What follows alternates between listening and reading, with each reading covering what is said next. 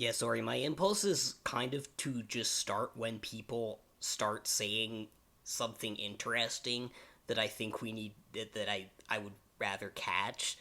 Um, but yeah. Yeah, I think you should just leave the I think you should just leave the recording on and then just like afterwards snip it to the part where it like starts. Yeah, that's what we basically did with the trauma queer one, and um, it does seem to work more for our circuitous approach than the fully live thing, which has also a bunch of bumpy beginnings. Um, but yeah, so where were we?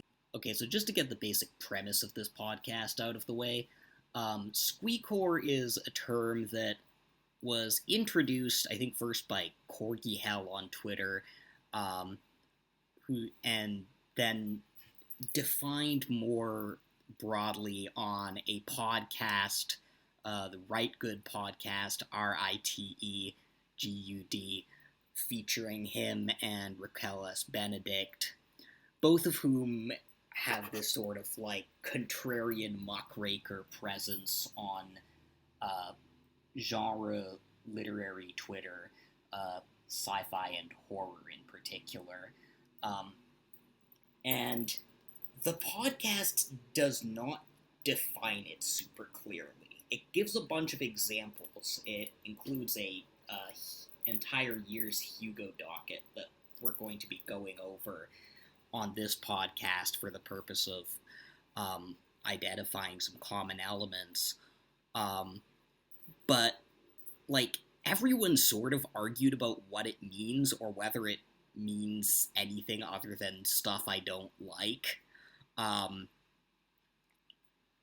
and it generally seems to have something to do with the sort of conjunction of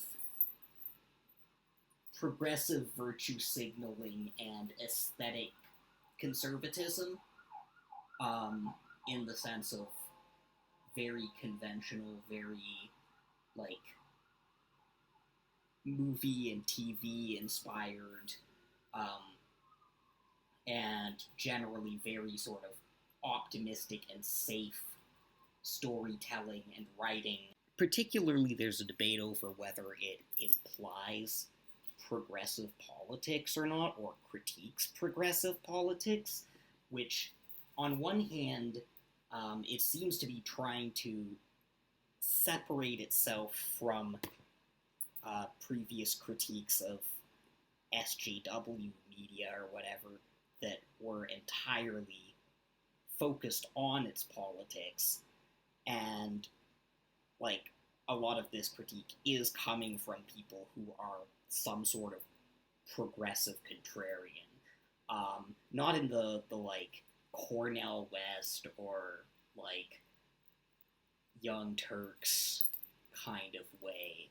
Um, in fact, there's a remarkable kind of, I feel like as more and more of the progressive contrarian ecosystem gets sucked into the monocult, the people talking about Squeecore are some of the few people who aren't doing that, because a lot of them are queer and a lot of them are unsatisfied with ways queer art in particular is held to these extremely sort of um, restrictive standards of wholesomeness that are derived ostensibly from feminist principles, and sort of like intersectional ethics that like they don't get a chance to do the kind of difficult or problematic thing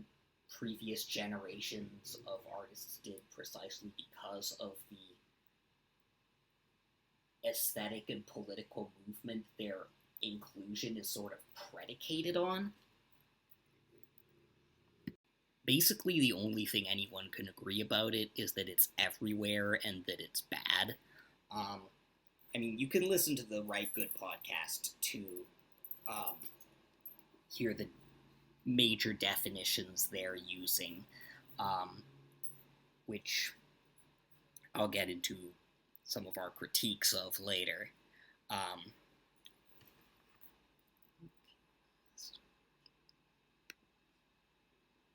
see, I knew I was going to get ridiculously autistic.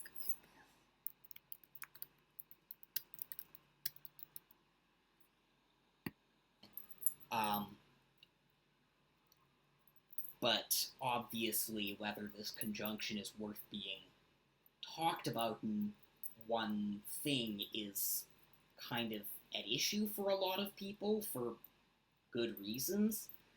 And insofar as Squeecore is kind of the vaguest of these terms, it's arguably, I think, the most useful one out of. There's been this whole wave of kind of fights over a bunch of terms that are propping up that describe some, like, feature of this elephant, like hope punk or sweet weird or cozy horror, and like none of these things imply anything negative in themselves, and people keep projecting this particular like negative aesthetic impression onto them, which is the thing Squeecore is trying to describe. And on this podcast, we're going to try and determine in more detail if it's a real thing, and if so, what it is. I think, like, a thing I'm going to edit back into some of our previous points here, and that's an underlying thing I'm noticing in my sort of ongoing engagement with the original Rite Gud podcast is, I think, in many ways, Squeecore has been, like, precisely misidentified, or, like, identified with the very things it's reacting against. So, like, when it gets identified with YA and fandom, people will think of a moment of that it has, in fact, directly succeeded.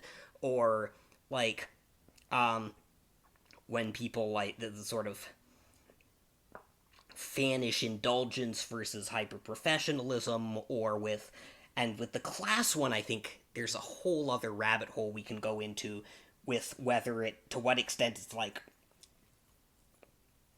upper middle class PMC versus this kind of downwardly mobile lower middle class demographic you were talking about. And I think like lots of like archivists and like people who own really small businesses and things like that, or like tech workers but not with like especially good tech jobs, like that sort of thing. I think there's also a certain amount of stratification there between readers and successful writers and publishers or editors or agents, which is part of it. Definitely. Well, like the joke I've made to you every time I kvetch about my attempts to get representation for my books is like I open up manuscript wish list, and it's just a list of the same white woman over and over and over again. Yeah. So we're talking sort of about touching on the kind of central theme of this whole discussion as it's framed, which is midness. Right. The mid. Right. And see, and understanding the aesthetics and like the mid and how the mid has changed and like what our beef with the mid is. And I was saying that like it's interesting that it's outlined as an aesthetic, but there isn't really like for me at least, and in the counter examples they list in the Rite Gud podcast, there isn't really like a project in contrast to this like literary meme that has emerged primarily in SFF spaces. Well, the project in contrast, and this is where I'd say like that's where I kind of saw it emerging in the context of defining an admittedly very sparse project in contrast, where like and this had been building for a while. I'm just going to throw out a bunch of data points of the sort of infra-culture war, I guess. Like,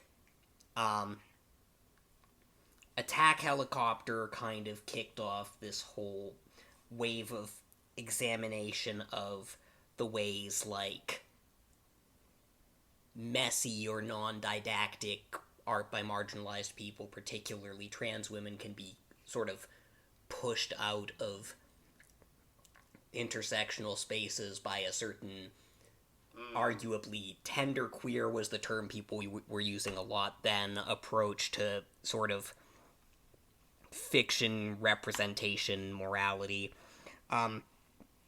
And then you've had this whole weird fight over movies, where that one seems to have been reduced almost entirely to people defending the white male auteur tradition on its own terms, because you have these periodic, like, Scorsese versus Marvel, or, like, why can't we get a big new movie produced things, and this idea that, on one hand, Marvel is the monolith dominating the industry, and every now and then, it's not even that common, but somebody will come out with a take saying, but Marvel is uplifting the stories of marginalized people and, like, centering them and giving them opportunities they didn't have before. And, like, on one level, obviously that's bullshit.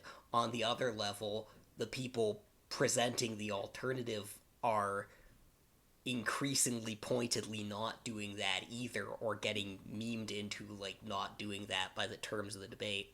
And Yeah, then I think. Oh my god, it's literally SJW, anti-SJW. Yeah. You're so right. I hate it. No, well, I think it's sort of like an interesting point with the Marvel thing, because I feel like that kind of, like, bubble expanded really rapidly around the first Black Panther movie.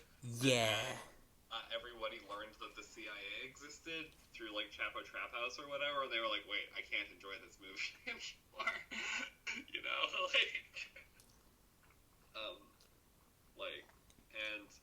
like, it felt like for a lot of people, the, you know, obligatory Marvel, military chest thumping, like, you know, American status quo thing, like, overrode the, like, genuinely beautiful utopian vision in the first half of the movie. Right. Like, it's like, I was almost in tears in the first half of the movie, because I'm like, wow, goddamn, like, that's pretty alright, you know? For, like, I didn't think that you could do something like this in a Hollywood movie. And then, of course, you know, they ruined it in the second half, but, like... Yeah. Nah, but if there's another country and politics happening, the CIA must be there. Yeah. And they must be good guys. Like... Must be good guys. Are good boys. Did anybody read the Ta-Nehisi Coates Black Panther? Because that one was kind of wild. It almost read like a tanky version. No, I did not. It read like a tanky version written by Cormac McCarthy. Or it's like, okay, it's very weird. Yeah. Yeah, but it's just like, there's almost this kind of, like, thrashy element to, sorry, I'm sort of trying to formulate another vibe, but just, like, this, like, we're gonna keep, like, making these, like, vague drunken lurches towards something else and keep tripping over, like, yeah, market, or, like, the realities of the industries that people operate in, and the thing is, like, there doesn't seem to be, to me at least, a distinction made between, like, you know, these are compromises. Like, the compromises are the things that end up being iterated on, not the, like, little sparks of things that aren't the compromises in a lot of these works. Yeah. Yeah. In terms of most recent instances of, like, the stab at something else, that probably the person who has done the most making her entire brand of being the opposite of whatever Squeecore is, aside from the people, like, defining it, and she's still, like, making more bank off it than any of those people, would be Gretchen Felker Martin, which... Like, this is when Gretchen shows up. Gretchen has arrived. Okay, I wanna... Yeah, like, okay. Is she think. I mean, she's getting publicity. The book is. That is not the same. That's not. You're right. Twitter engagement is not. I can confirm that. I believe the last time I checked, Manhunt has had between 9 and 12 reprints, which is like absurd. Like that's like J.D. Salinger, kind of like getting reprinted. Okay, there was another direction I wanted to go with this, but now let's follow this. No. I just want to say that we have reason to believe that yes, she is person who even before she had this big breakout book that people talked about, people I know who don't read genre fiction were recommending the book to me. Even before then, her Patreon thing was this sort of counter genderqueer narrative. I found her initially through a friend recommending some of her essays about getting canceled over kinky writing or some things like that. So it was very much central to her career, even if there wasn't bank being made per se off of it. And she's certainly not a Stephen King level writer or anything like that in terms of how much money she's making. It was really central to her brand identity, drawing an audience, and clearly just based on the market success of the piece, it has it has hit something.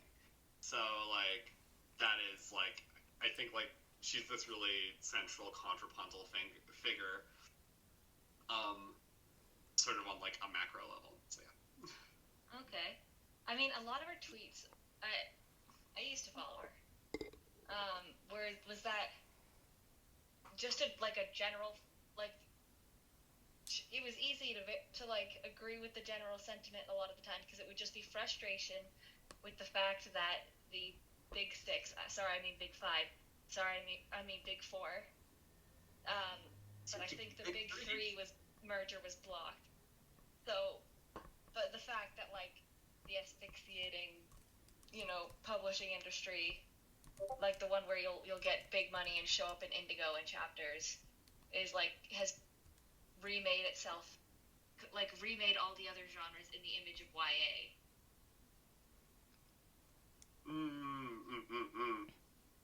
Well, here's my other lead-in.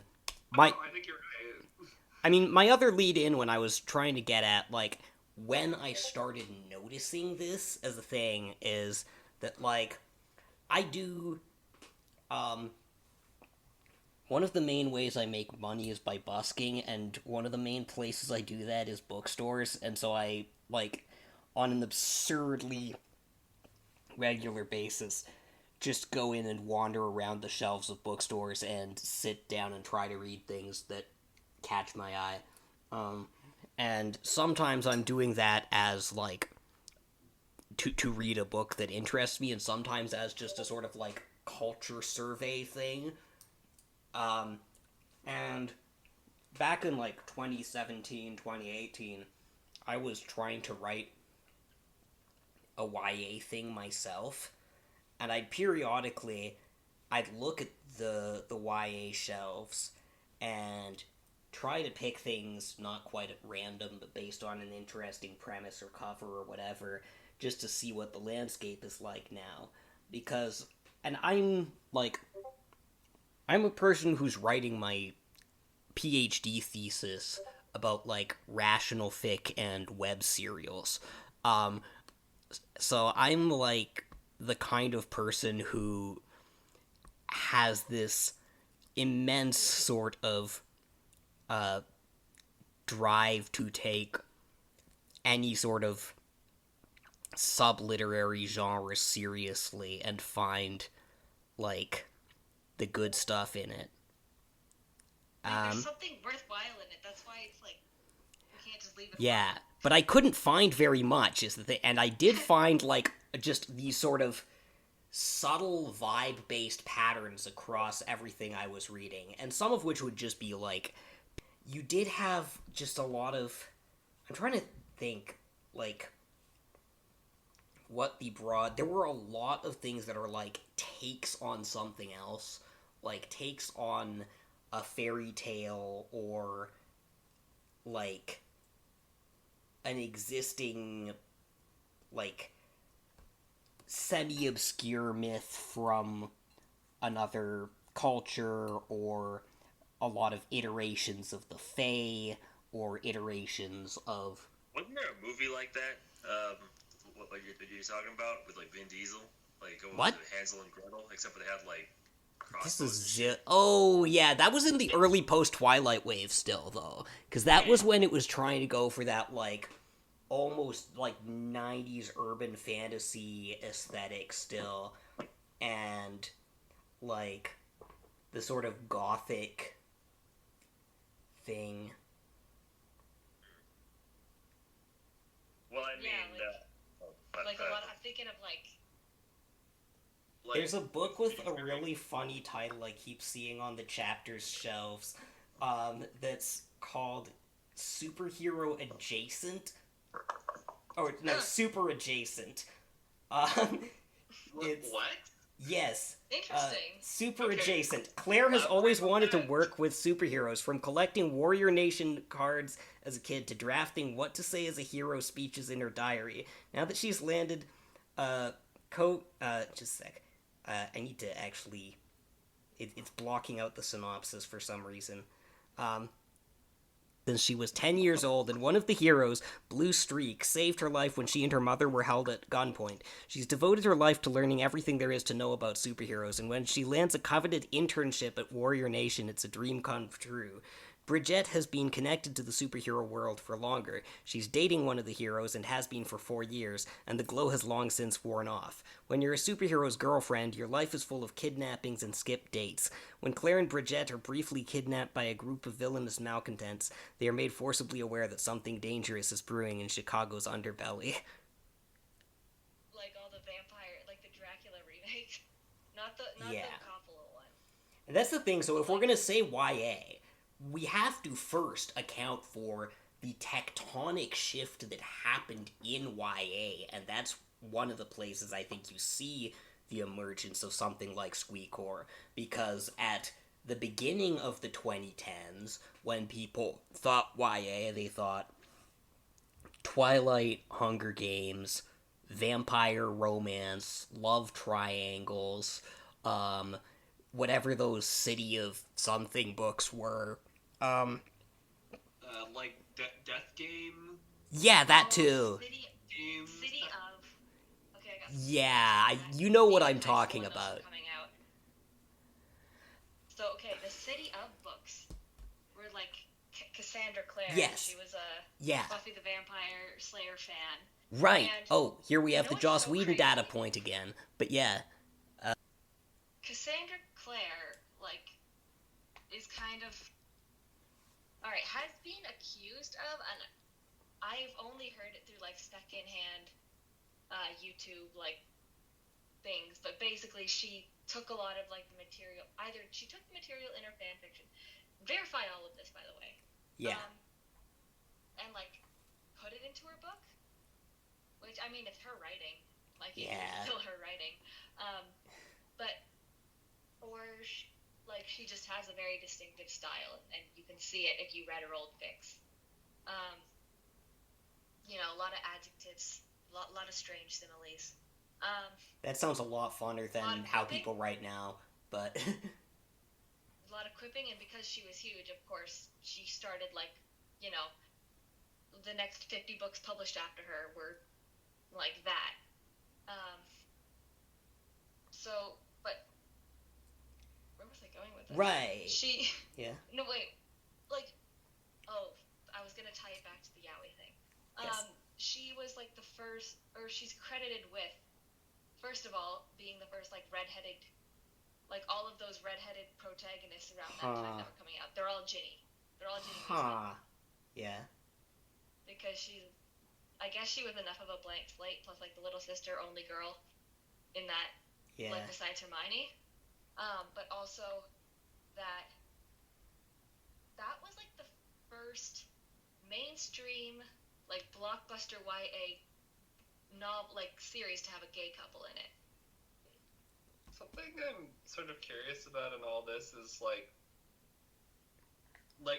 you know, in addition to fandom, the other thing that's Tumblr is sort of famous for among like normies and chuds is being where everybody figured out what a pronoun was. Yeah. And it's like I'm like I don't know, I wasn't there, but like I'm very curious about to what extent there was like this kind of like cross pollination between like fan culture and queer kids. Yeah. Figuring things out in these fictional spaces, but like Tumblr. where it comes back to Squeecore is that like one of the sort of nebulous traits that is identified with it is this fan fiction root of it.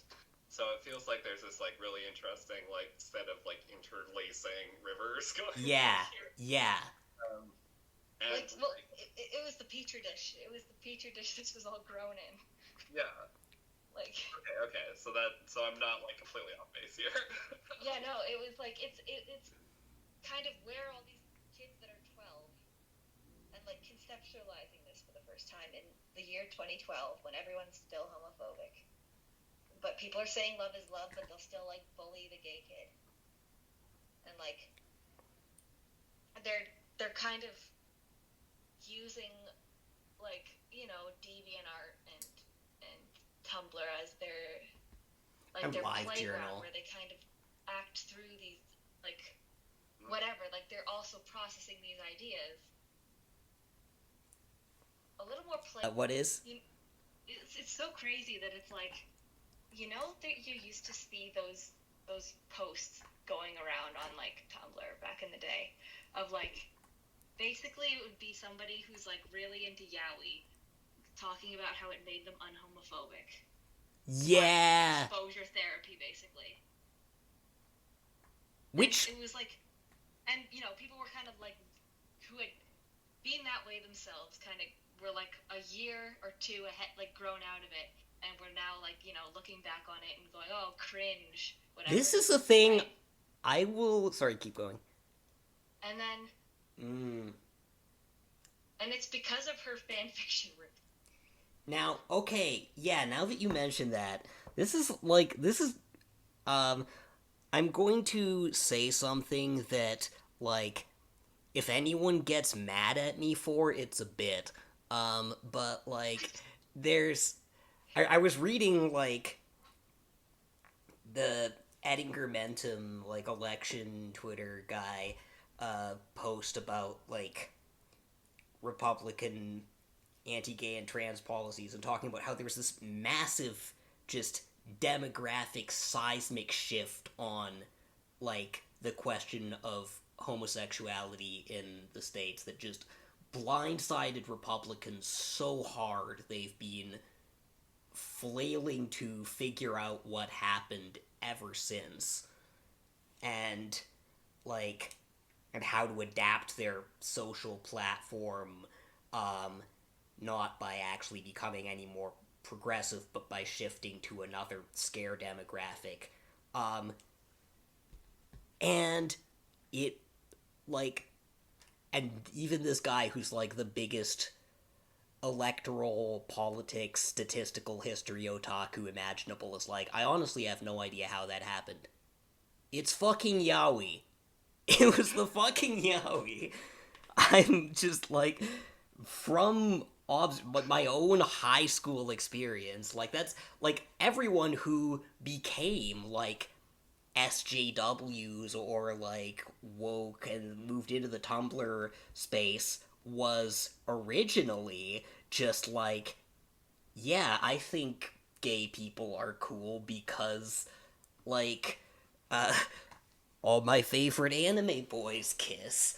And like, I don't think that should be dismissed or underestimated as a cultural force and as a kind of legitimate one. I think there's a case to be made that this is like a legitimate instance of the power of art, of like the poets as unacknowledged legislators of the world. It's close to an Uncle Tom's Cabin moment. And what happens immediately after that is you get this massive backlash, not even primarily driven by, like, gay men who are largely kind of looking at just like not even paying attention to this, but largely by people who are sort of formally in those scenes, against that. And like some of it is obviously for good reason, because like you can look at the like the ways, say, the consent politics in the sort of standard fantasy distribution at the time are kind of fucked. But, like, in the same way as most other forms of porn. But, like, it Well, they're then just bodice becomes... rippers, right? Like, yeah, exactly. And that also, again, like, the bodice ripper component of YA starts to kind of filter out of it.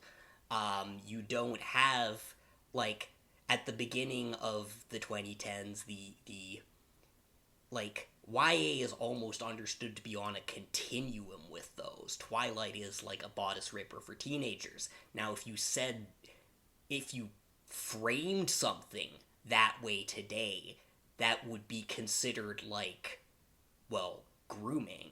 Faithfully before like Tumblr discourse, Right. So poisoned. And that's kind of where I think the big flip over into Squeecore happens, is like once, and there's this almost, there's this like Hegelian symmetry to it. Like, at first you have this political content that is very inchoate and doesn't fully realize itself as political, and as such can also be very radical. And then you have this flip over where it's suddenly people see what they're doing as political, and therefore, like, the fun has to be secondary to, like, everything being a universal normative statement. Yeah, because like you can tell like people started wording. It was just like, if you don't word your original post thinking through every lawyerly like possible interpretation that somebody can come and shank you with of like what you said. Like, you see, I don't know, it's kind of depressing to see 14-year-olds like doing that pre-arming, like building disclaimers into their like any random thought they have, like, because like one of the like, so you're pointing out this like feeling of satisfaction being like backburnered, and one of the kind of central things, at least in the podcast that outlined it, they talked about was prioritizing the fuck yeah moment. Mm-hmm. Yeah. So it's this really, like, I'm sort of seeing you guys discussing these things I, again, wasn't super there for, as this kind of, like, interesting set of, like, reaction formations, like, yeah, that are emerging, and, like, condensing and, like, shattering into each other in really interesting ways. So, yeah, I just want to, like, put a little pin on that, because I think it's going to be worth coming back to. So, Gabe, sorry. Yeah, the thing I was going to say is, like, but as soon as we start modeling it that way in terms of a sort of, and this is where, again, there's pre-existing tropes, this idea of putting satisfaction secondary to literal political correctness goes back to the 80s, but, or like any kind of, and what's interesting is, at the same time, when you look at how, the people who defined this on the Rite Gud podcast, like, coined this term and then attempted, in my opinion, poorly to define it, were talking about the epic moments, like, which, that was, incidentally, when I heard that, I was like, wait, what are you talking about? I feel like contemporary genre has way less of these than older stuff I read, or for that matter, like anime. Like, what the fuck is the equivalent in contemporary fiction of my drill is the drill that will pierce the heavens? Like, Well, I think probably the closest example is, ironically, that I can think of is from Gretchen Falker Martin, which is the meme that sold Manhunt, which is J.K. Rowling dies. Right. Right. Yeah. I But thought it was just something like the climax moment, when for the badass moms in the zombie apocalypse one, when they're getting their shotguns and their knives are ready to oh kill yeah, some zombies. that one was trying very hard to be that. Yeah, but you made, Alan, bringing this up is really germane. Going through that whole Hugo docket of things they said were, explicitly said to exemplify Squeecore. I can't think of a single fuck yeah moment from any of those. Yeah. Every zombie mom one. But, melancholy and fairly dour, and even when there was, a touch of wonder, it was, sort of limbed in that kind of, repressive domestic space, and, getting to, do the equivalent of, I don't know, backpacking in Europe or whatever. Wow, I feel old. Right. Well, Sorry. Maybe this is the same. On the note of style, actually, something that I completely forgot about was that back when I was in class, actually, there was a moment in time where they were talking about dramatization and narrative dramatization being being mostly dialogue, and maybe some dialogue tags in between, describing a little bit of the moment, and then the actual narrative being setting description and what have you, and it does seem like the point of dramatization is that it shows almost directly what happens in a given scene. For example, if you're having two people talking, right, it's just the actual conversation. But usually dramatization is constrained in itself, or at least dramatization seems constrained in the style that at least I'm familiar with.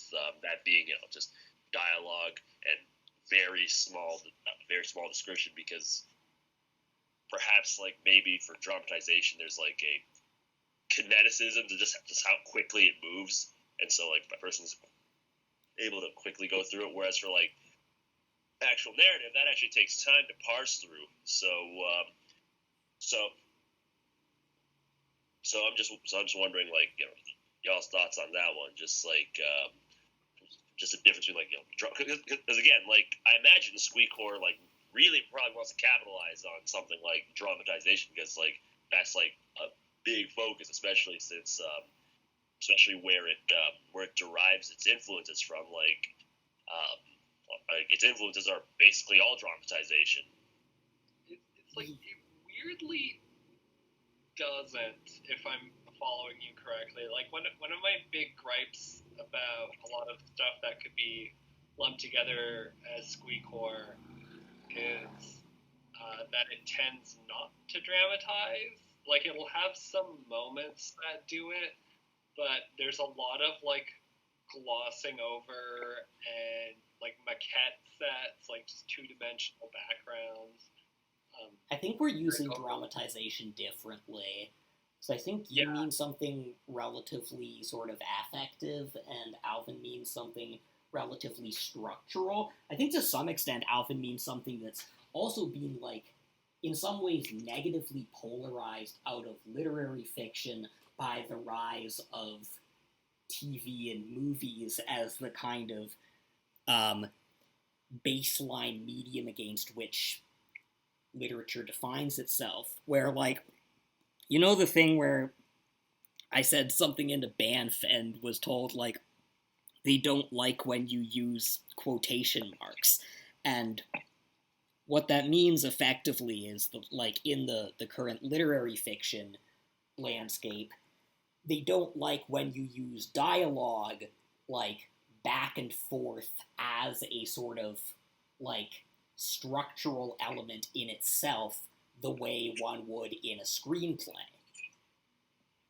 And the sort of alternation between, I think what Alvin means is the kind of structure, this is in some ways the structure I've been experimenting with, because I like it when I can do that well, with, primarily alternating, dialogue and enough description to establish, objective, narratively relevant facts, and like enough sort of say, and just enough affect to sort of like cue the readers to what they should be feeling. And in some ways, this kind of alternation and like the plot focus and the sort of plot plus dialogue is, I'd say it's part of what the content negating style is made out of, but the content negating style can often even do without dialogue, because dialogue is, to some extent, I think, this autonomous element insofar as if you're trying to, like, make something that really sounds like speech, it's not optimized in the way the commercial writing form is optimized. And what the sort of snarky Marvel dialogue people complain about is kind of dialogue that itself is optimized for this, like, for an audience.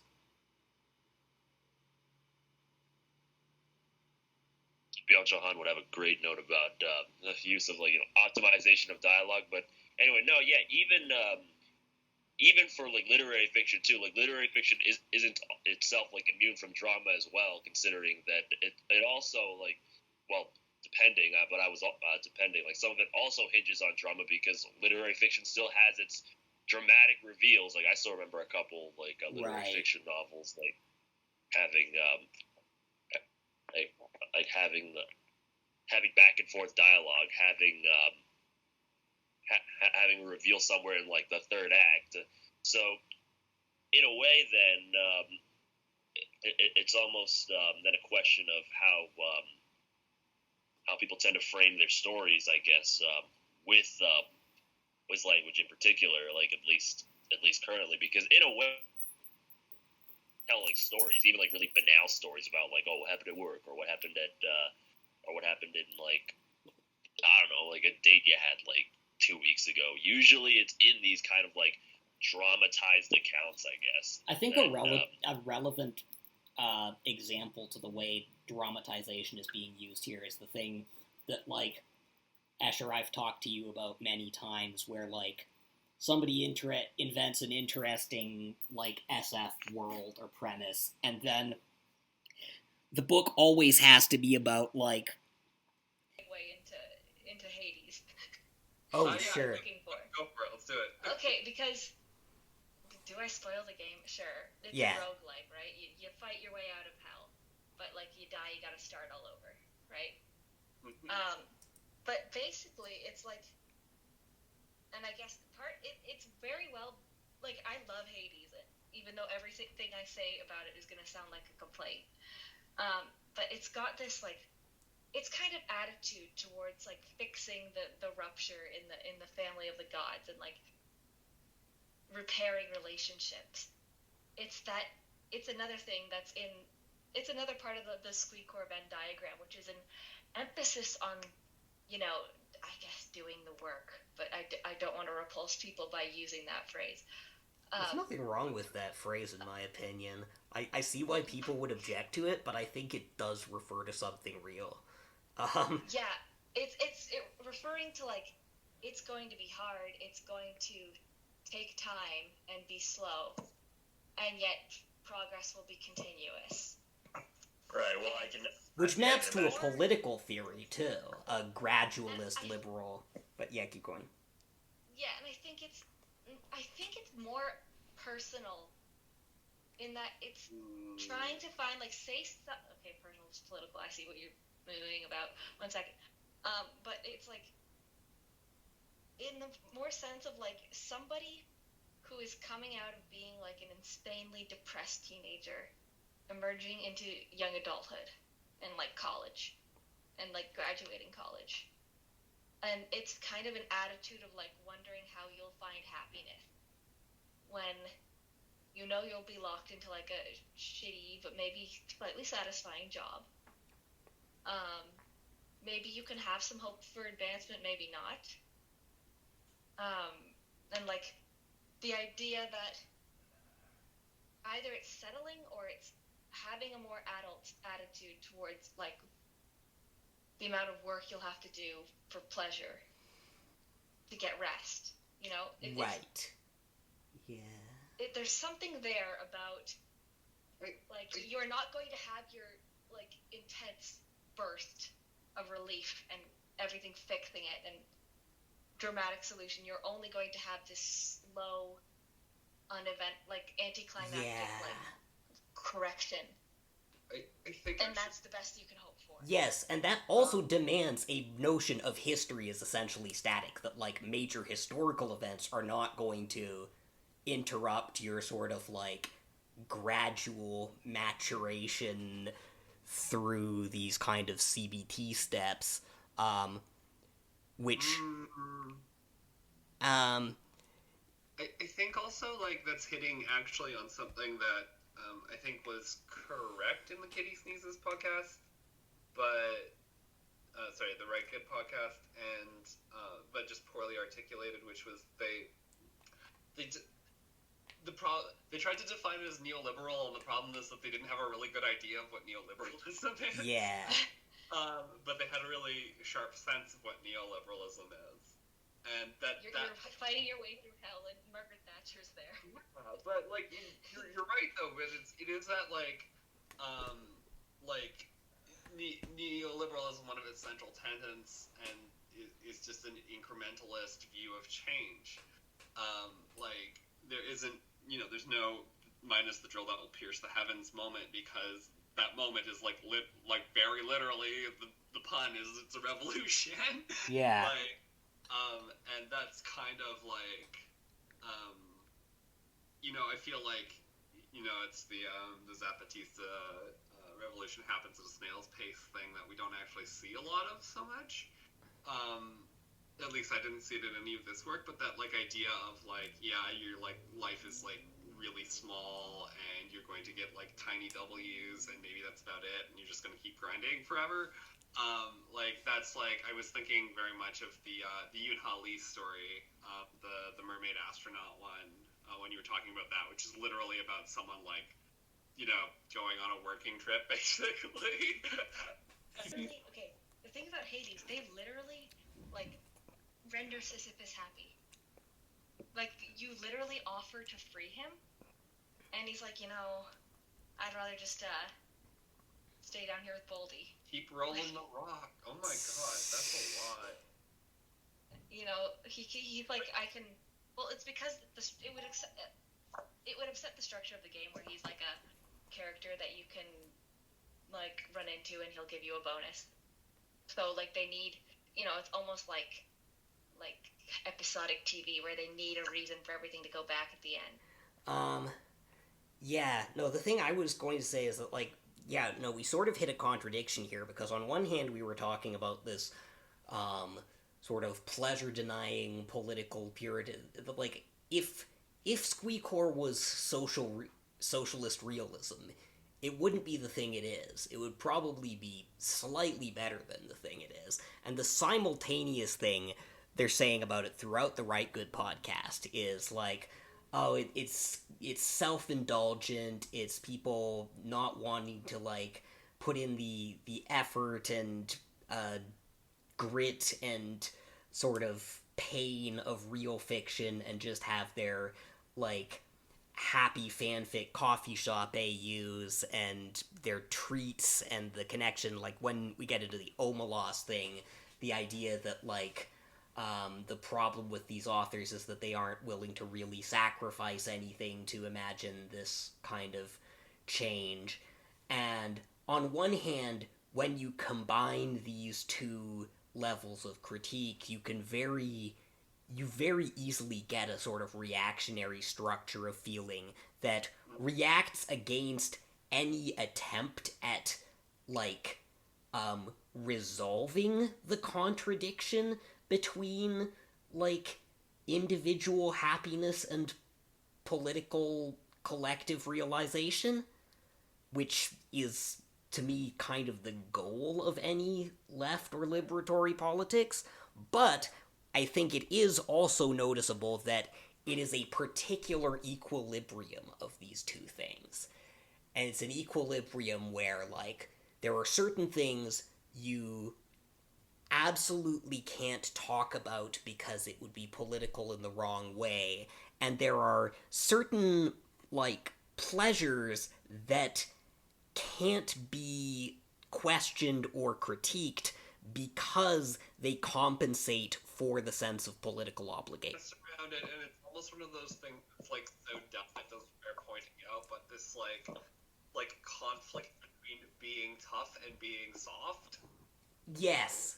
And, like, you know, if you're a galaxy brain like me, you know that these things don't contradict each other, but it's more like, what are you performing in your work? Right.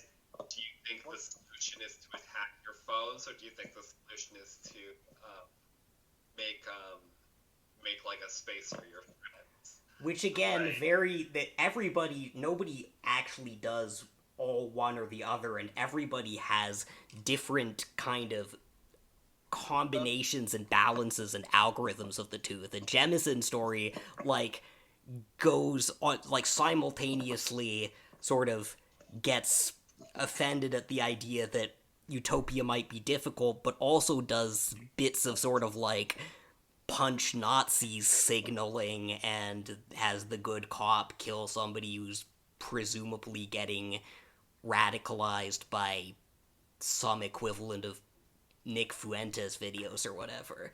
Like, would you be comfortable and or willing to discuss, because this did come up in our discussion, the concept that hug boxing plays in this whole discourse? Yeah.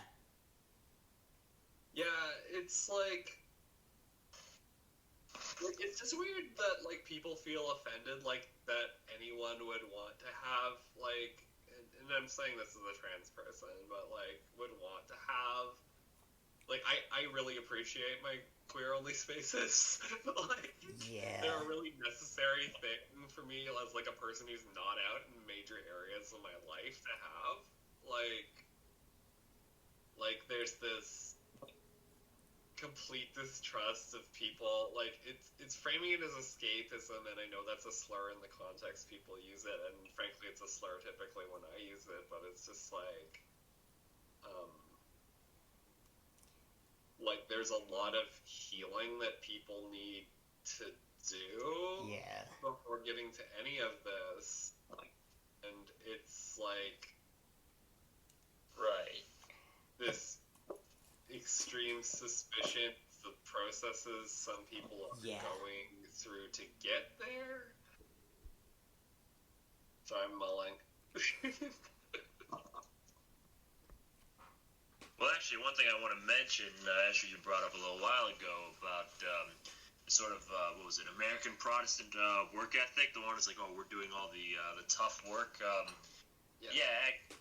Actually, I mean, there was a lot of that in the Manhunt review, and also very quietly, like, echoed in things like, well, the Omelas rewrite that we were just talking about. But also just generally, even in Raquel's podcast, I mean,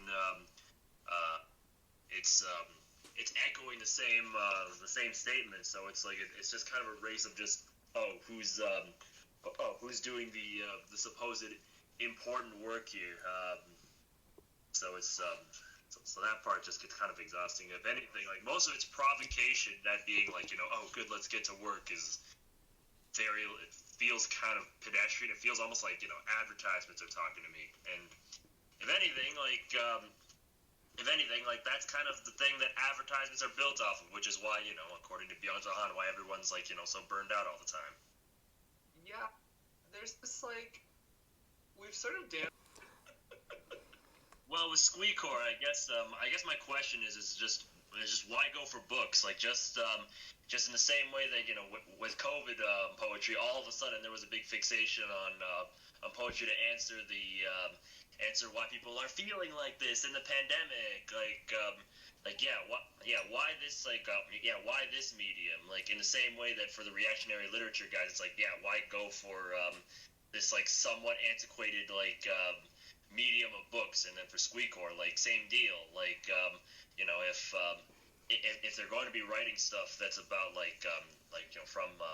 from Marvel movies and stuff like that, or not Marvel, just quippy quippy TV or movies, a page, like why even do it like that? I mean, Well, I think that's why book talk. What's up? I think that's why like book talk has become so significant because the book as a sort of fetishized commodity is very much part of how this market is understood and constructed now, and people will make fun of like those pictures of people with like a perfectly color-coded bookshelf of like recent YA.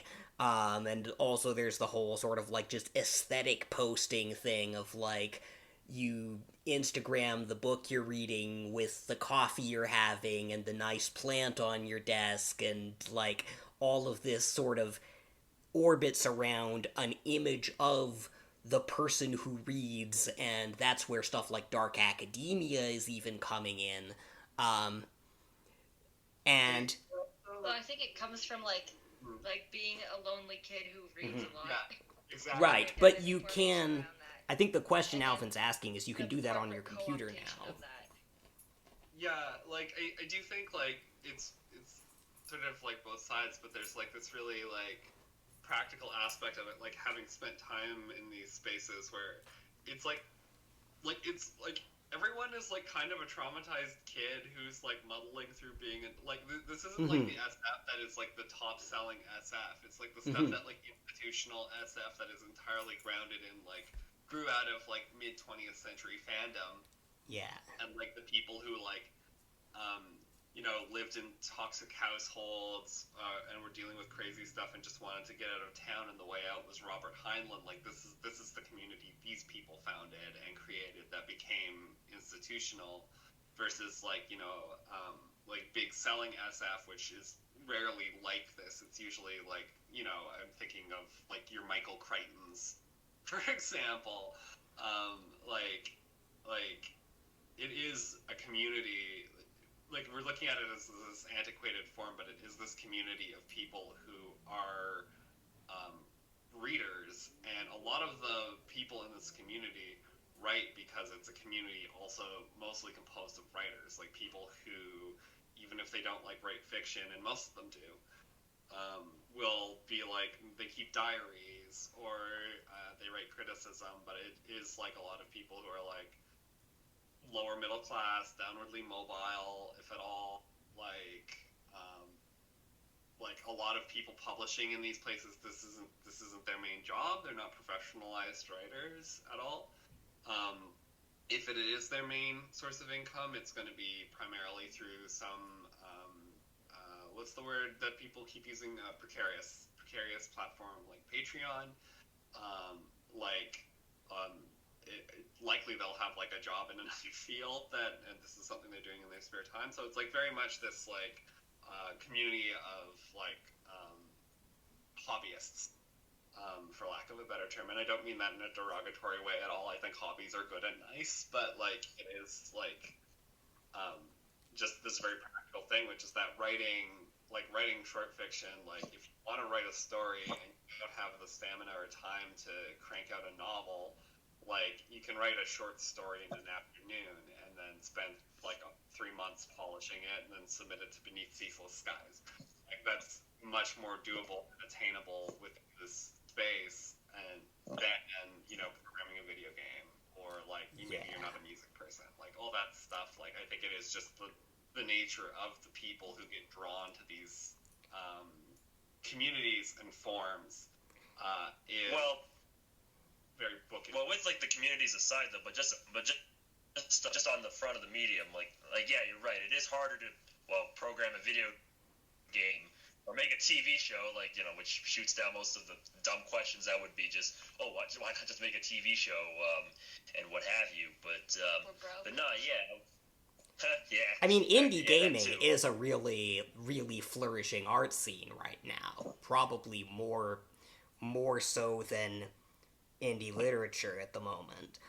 The other thing that occurred to me when you made that comparison, and I raised that question about the form of the book, is like the other place where a lot of the same sort of social and creative pressures as Squeecore have developed in a very different direction is like the serial web fiction that I'm like paying attention to, which is also coming out of genre fiction but entirely bypasses the idea that it's supposed to be printed as a book and supposed to have a publisher and have an agent, which is the source of like just this constant competition, this thing that Escher, you referred, what is it exactly, Alvin, you mentioned this the other night, that you referred to as like the New York Stock Exchange for pitches?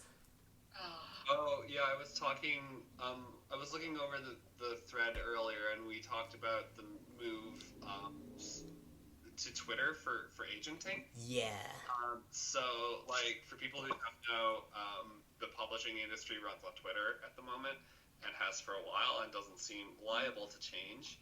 And it's to the point where basically agents you need to be on Twitter, and agents need to see you on Twitter, and they will take your pitch on Twitter. And there are all these pitch events where, like, you can throw up hashtags, and agents will look through them and like give you a shout if they're interested in your piece. But of course, the downside of this is it means that your pitch has to be Twitter friendly. And that's where we got that formatting we were doing on the latest round of Holohaus promotions, where like you have an emoji or two and a list of tropes next to each emoji, and these tropes are in your story, which is like, it's almost like tagging on a Boru or something. It's this the very AO3 tagging yeah first marketing, yes isn't it? Yeah, which is very stock exchangey. It's a bunch of people yelling, being like, "Look at me, look at me." And now the irony is the serial fiction sites do the exact same thing, they just have it way more streamlined because it's actually built into the format of a platform that is just one big thing where everything is published and updates in one place and has the tags built in as metadata that you can just scroll through the top trending things in a tag. And to some extent, the competition pressures are even worse there, but it's also like, it's a lot more direct. Like, you don't have to be going through a bunch of middlemen who have an idea of what will make it big. You just put your shit directly up there and see if it makes it big. Yeah, there aren't like nested Dark Souls bosses of editors, publishers, and marketers between you and getting your stuff read. Well, I think like something that this trend is hitting on that actually is something we've discussed a lot, very specifically in relation to the aesthetics and writing of Squeecore, which relates to this really directly, is that for me at least, the only thing memorable for a lot of these stories is the pitch. It's like the gesture of the story is the essence of it and the entirety of it. And like, Gabe, you were talking about the lack of social detail in Mardoll's writing, and we've also talked about the weird low information writing that goes along with I should talk about that for the audience.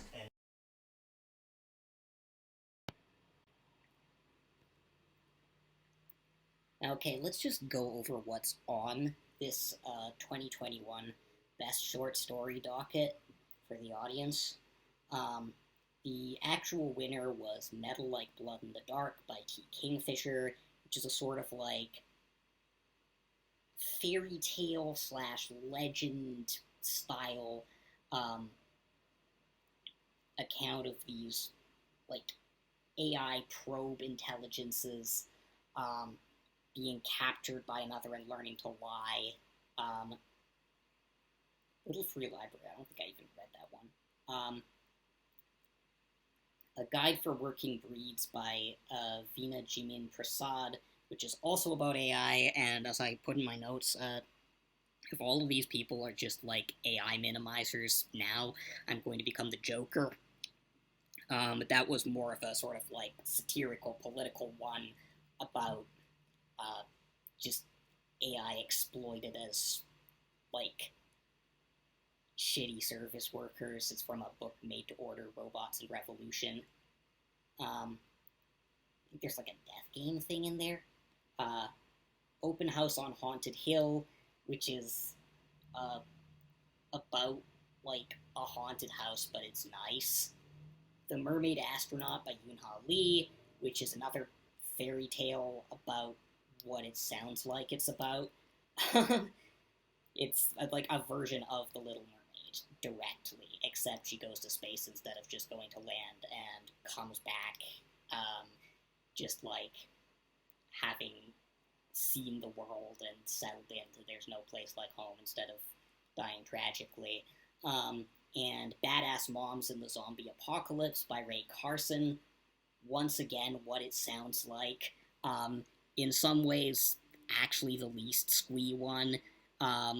But also the author I looked up, one of their like credits or claims to fame is from publishing with Disney Lucasfilm Press. And there's also like a big F-bomb drop as like this kind of cathartic climax. Zombies are referred to as flesh eaters, which is like I described it, content negatingly vague. There's like real social evils alluded to that they seem to be a proxy for, but it's not exactly clear how the proxy works. I also noted it feels like designing an apocalypse you can quit through. I actually did not expect how ubiquitous the fairy tale imagery would be. Squeecore gets associated a lot with superheroes and like cinematic or TV genres in the mainstream, and I think that obtains when you're talking about like longer novel length work, like some of what we'll get to. But the equivalent of that in short fiction appears to have become the fairy tale, which is interesting, and the surface level read would just be that it's another sort of infantilized or infantilizing genre, but I think there's more to it than that. Throughout, but anyway, that's not what we're talking about today, but like yeah. Actually, I'll take it into the style thing because there's a very particular, over the course of reading those Hugo stories, and like I'd seen it before, I saw it in the Mardoll ones, and just in the course of this podcast, I sort of like figured out exactly what it was I was noticing. It was one of the things that would make it really hard for me to finish anything when I'd pick up random YA at the bookstore, even if it was like had a premise I was somewhat interested in, which is there's a style that I kind of want to call content negating, insofar as like it's not just that it doesn't have, or that it's like it's not that it just doesn't have a style. Like, I'm reading web novels and stuff now, and a lot of them are like written just off the top of a total amateur's head, and there's no style besides like what's necessary to move the plot forward. Whereas in a lot of this, there's like exactly enough style to situate you. Actually, I'll double back to the thing where I was saying a lot of them are fairy tales or retellings of fairy tales, which obviously like fit into the kind of classic social justice mold where like the originals or the versions most people know, the Disney versions, are these sort of like didactic morality tales of an older world with like very conventional gender norms that someone like Jordan Peterson will be like, these are the universal archetypes that underlie all of human experience, and like, and then twisting some element of the conceit around.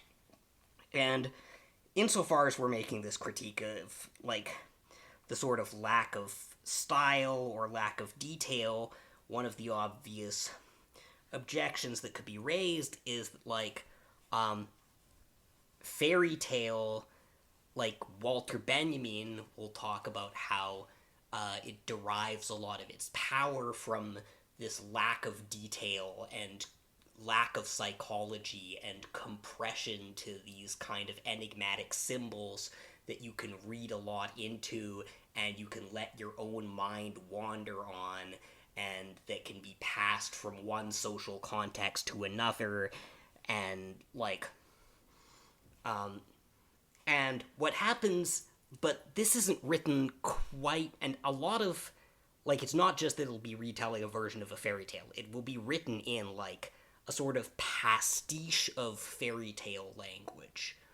But this pastiche, including also, like, Mardoll's, which is closer to a just very, very smoothed out kind of, like, genre fantasy language as much of the time, has just enough style to, like, not let you go off in any weird directions, like, just enough imagery to situate you in some sort of, like, familiar genre world. And absolutely no more than that. Like, just enough to make an image, like, really literal, but not enough to make the image interesting. Like, you'll sort of, insofar as, like, the relation to detail is a relation to asking questions, and either you can, like, hide your detail and kind of leave it a secret for the reader to wonder about, or you can, like, go leading the reader down, like, rabbit holes of detail, which is what I do a lot. But instead, with this, it's like, oh, you wanted the detail? Yeah, here's a detail. Stop asking questions. It feels like a human doing, like, I've mentioned that it, or I'm sure other people will have mentioned that, like, a lot of this style reads kind of like Chat GPT, but, like, it specifically and the sort of thing where the gesture is the point is also very much like prompt-generated style, but it's also like the thing where the RLHF has been calibrated to, like, shut down any inconvenient lines of questioning as fast as possible. It feels like a style that punishes you for being curious.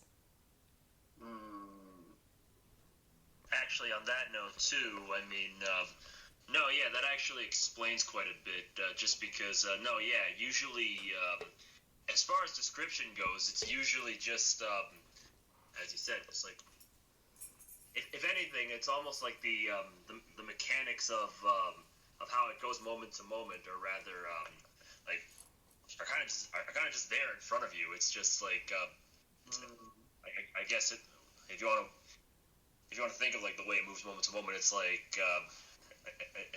it's just like pretty much the bare essentials. I mean, if anything, actually, Escher, you mentioned too, it's like, what was it you said? So, like, it's just the gesture or something like that.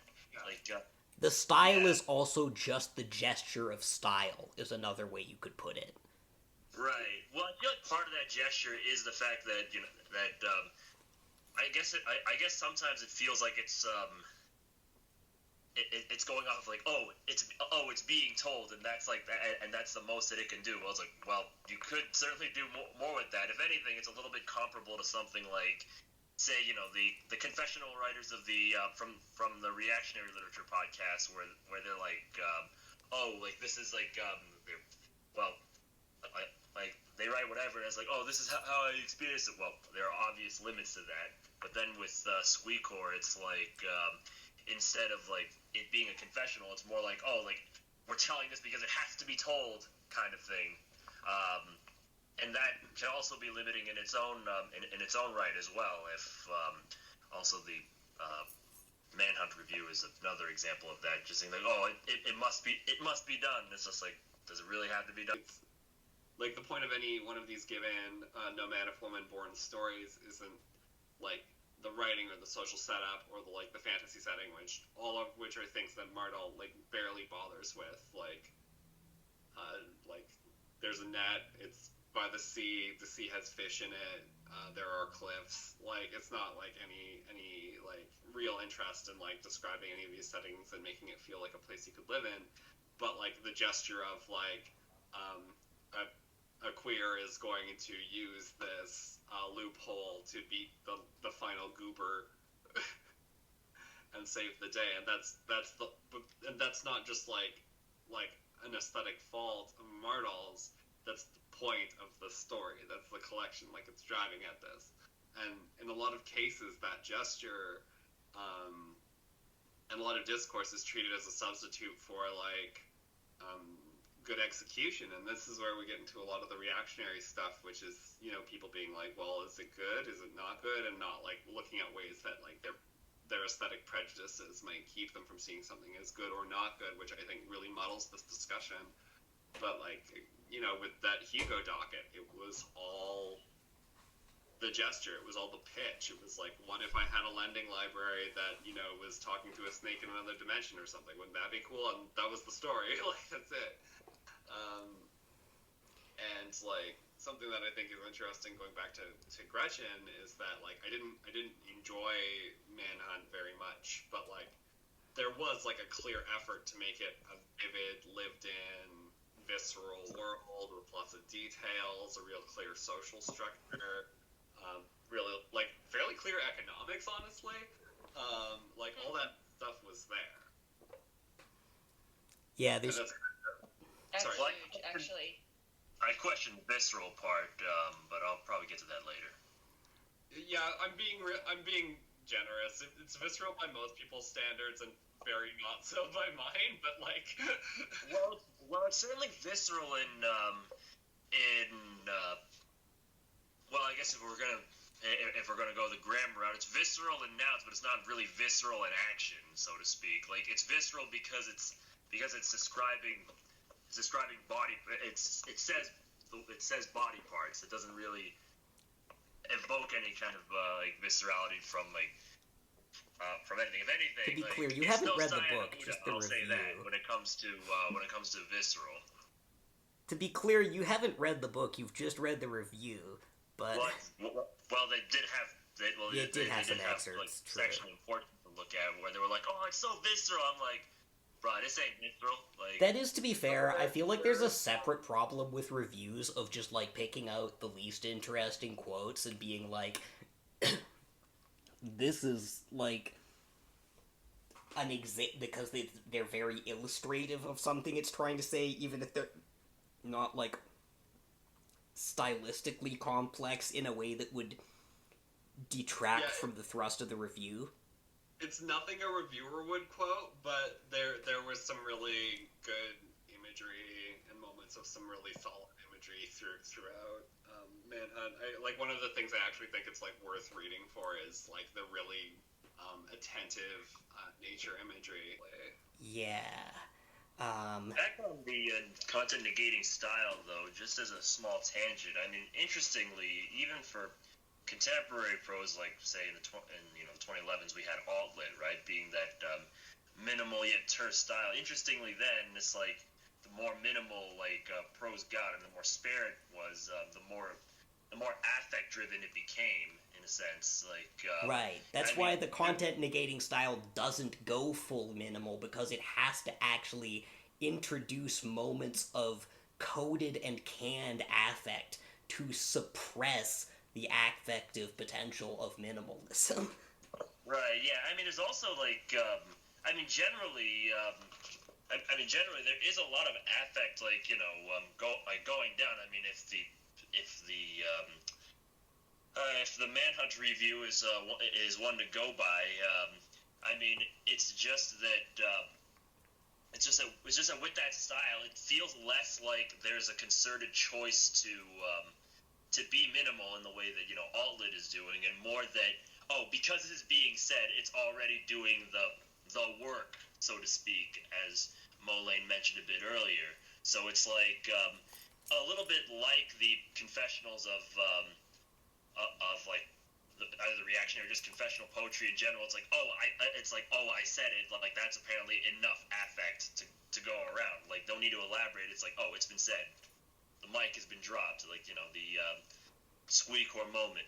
And I mean, another thing this whole fairy tale, quasi-oral style reminds me of is the whole emphasis in liberal media and journalism increasingly on storytelling. Like, I remember at the beginning of COVID, one of the first guys to go really viral with a hockey stick, or like one of the what do you call it, the sort of flatten the curve charts, the people who were skeptical at the time were pointing out, like, this guy isn't an epidemiologist, he has some sort of a degree in storytelling, which, what does that mean? What does storytelling mean in the context of this kind of professionalization? And one thing it seems to mean when I look at stuff that's constructed in that way is a sort of, like, systematically attaching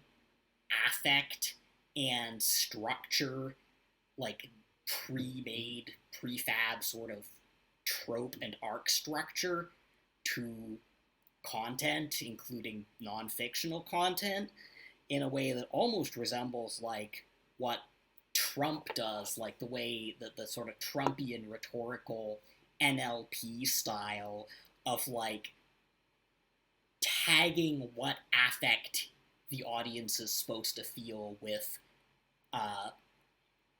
everything you refer to.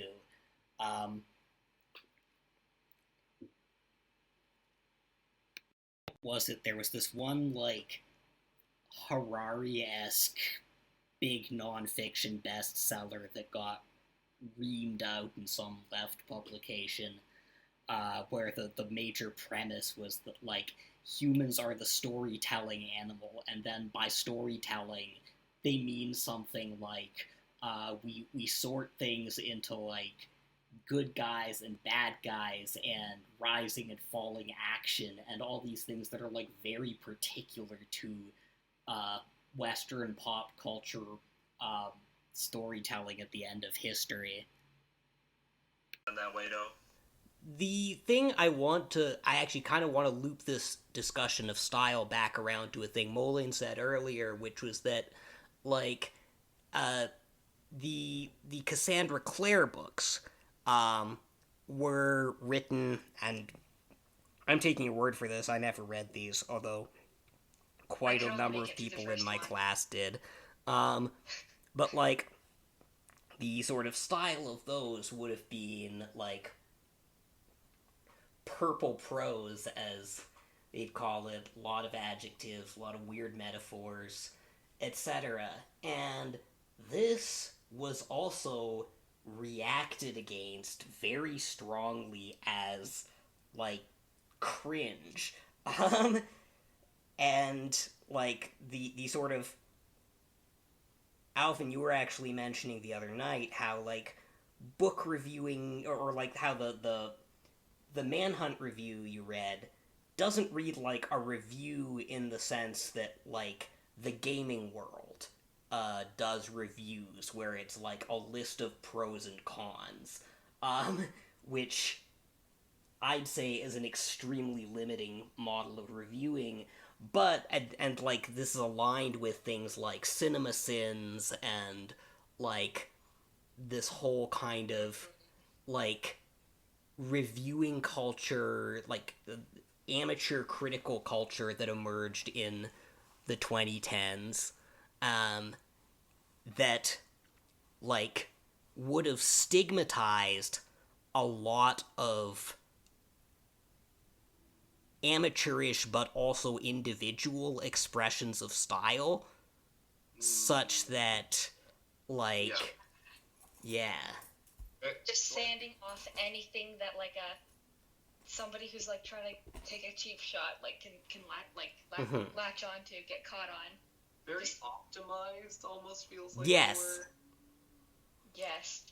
Yeah, no, I'm thinking, like, just in terms of games, like, I really can't ever get into any big games, because I just find them, like, overwhelming usually, but also it's just like, this somebody wasn't just clearly really weird and was like, I'm playing Signalis right now, so it was like, yeah, I want to do Evangelion robot lesbians for Silent Hill for sure.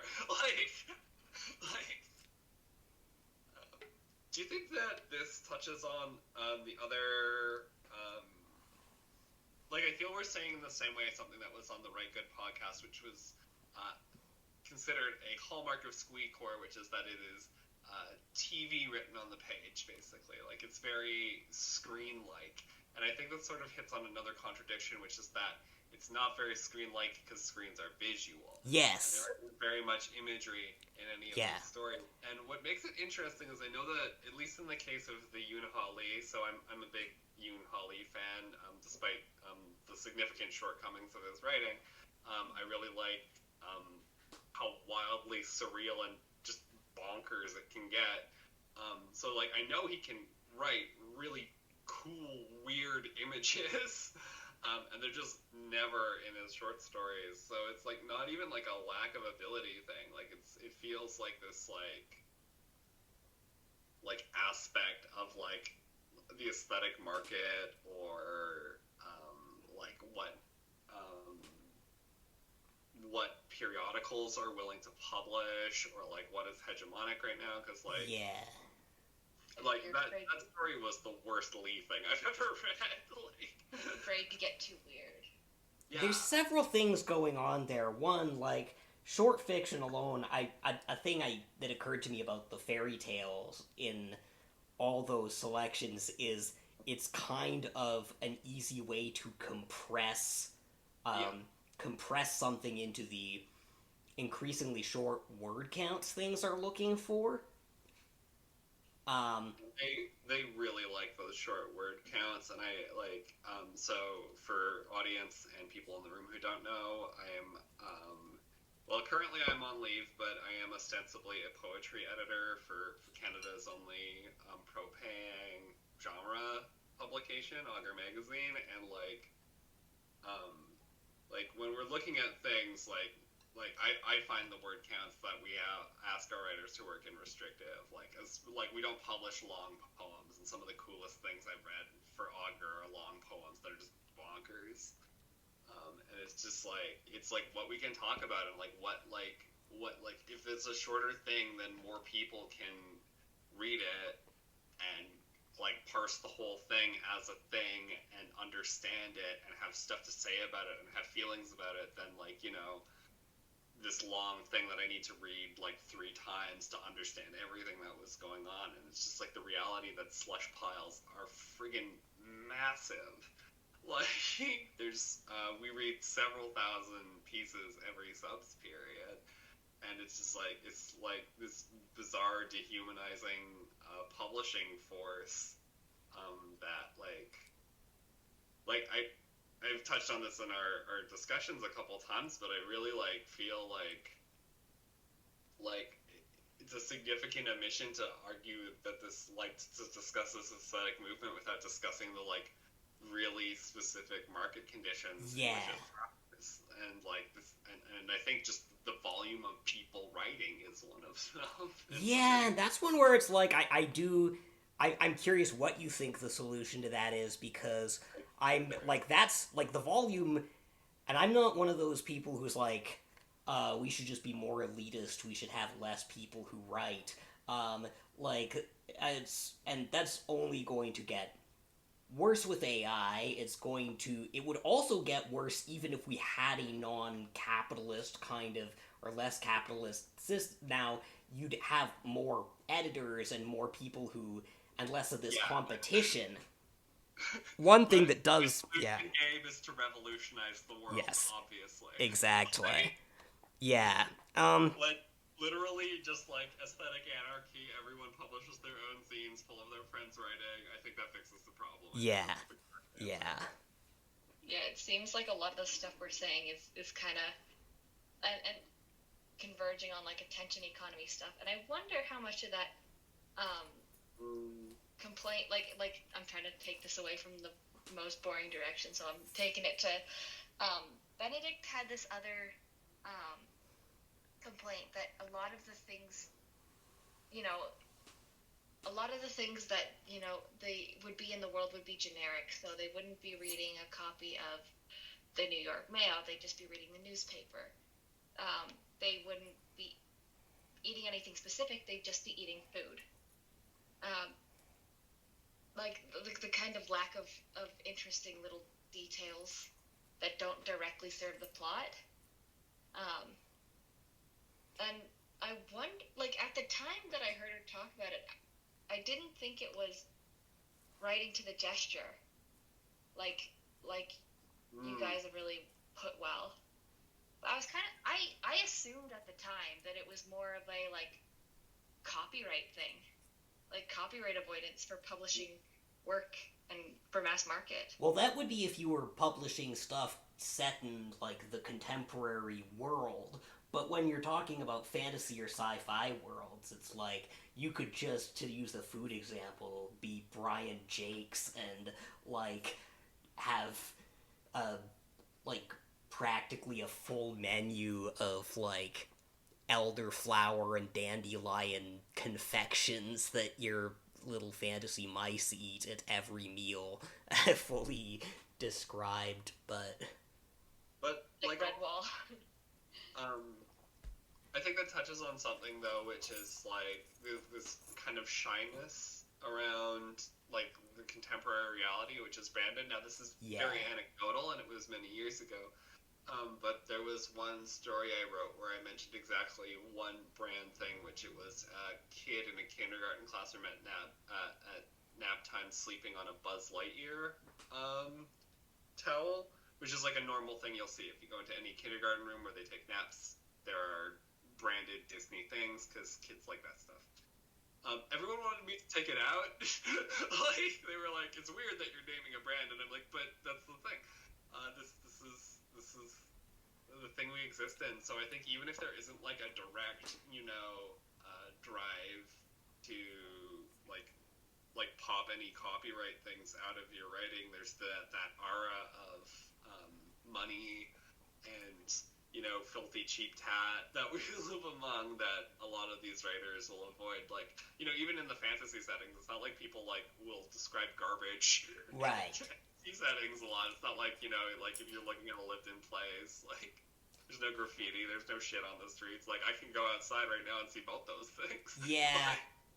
No, good point. Yeah, like, people always feel like branded items are trash, even if they're being used. Like, there's some kind of self-hatred from the 2000s and 90s that we never really got over, but just stopped talking about when it comes to, like, obnoxious corporate, like, culture in everyday life. Okay, I will make note of one interesting counterexample to this, which is, I think, one of the almost, what I'd argue is, like, one of the Squeecore texts, to the point that, like, it's probably a thing people are thinking of when they, like, form the cluster in their heads, even if they don't, like, mention it. Steven Universe had this whole weird motif where, like, it doesn't use any actually existing brands, but it has this whole sort of, like,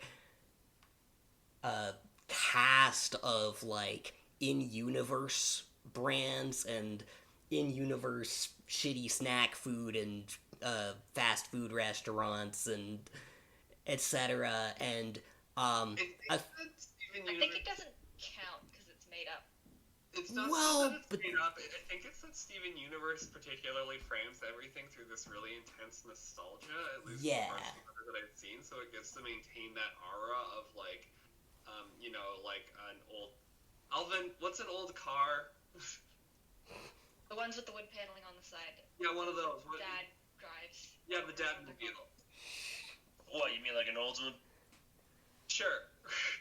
Oldsmobile. So, like, he was gonna it's say. an interesting, like, thing, though, and I think it is worth keeping in mind that, like, while the critique is rooted in the, like, very capitalist mediums, and, you know, writers like David Graeber have talked about the, like, innate, like, neoliberalism of superheroes as a genre, for example, which comes up a lot in these discussions.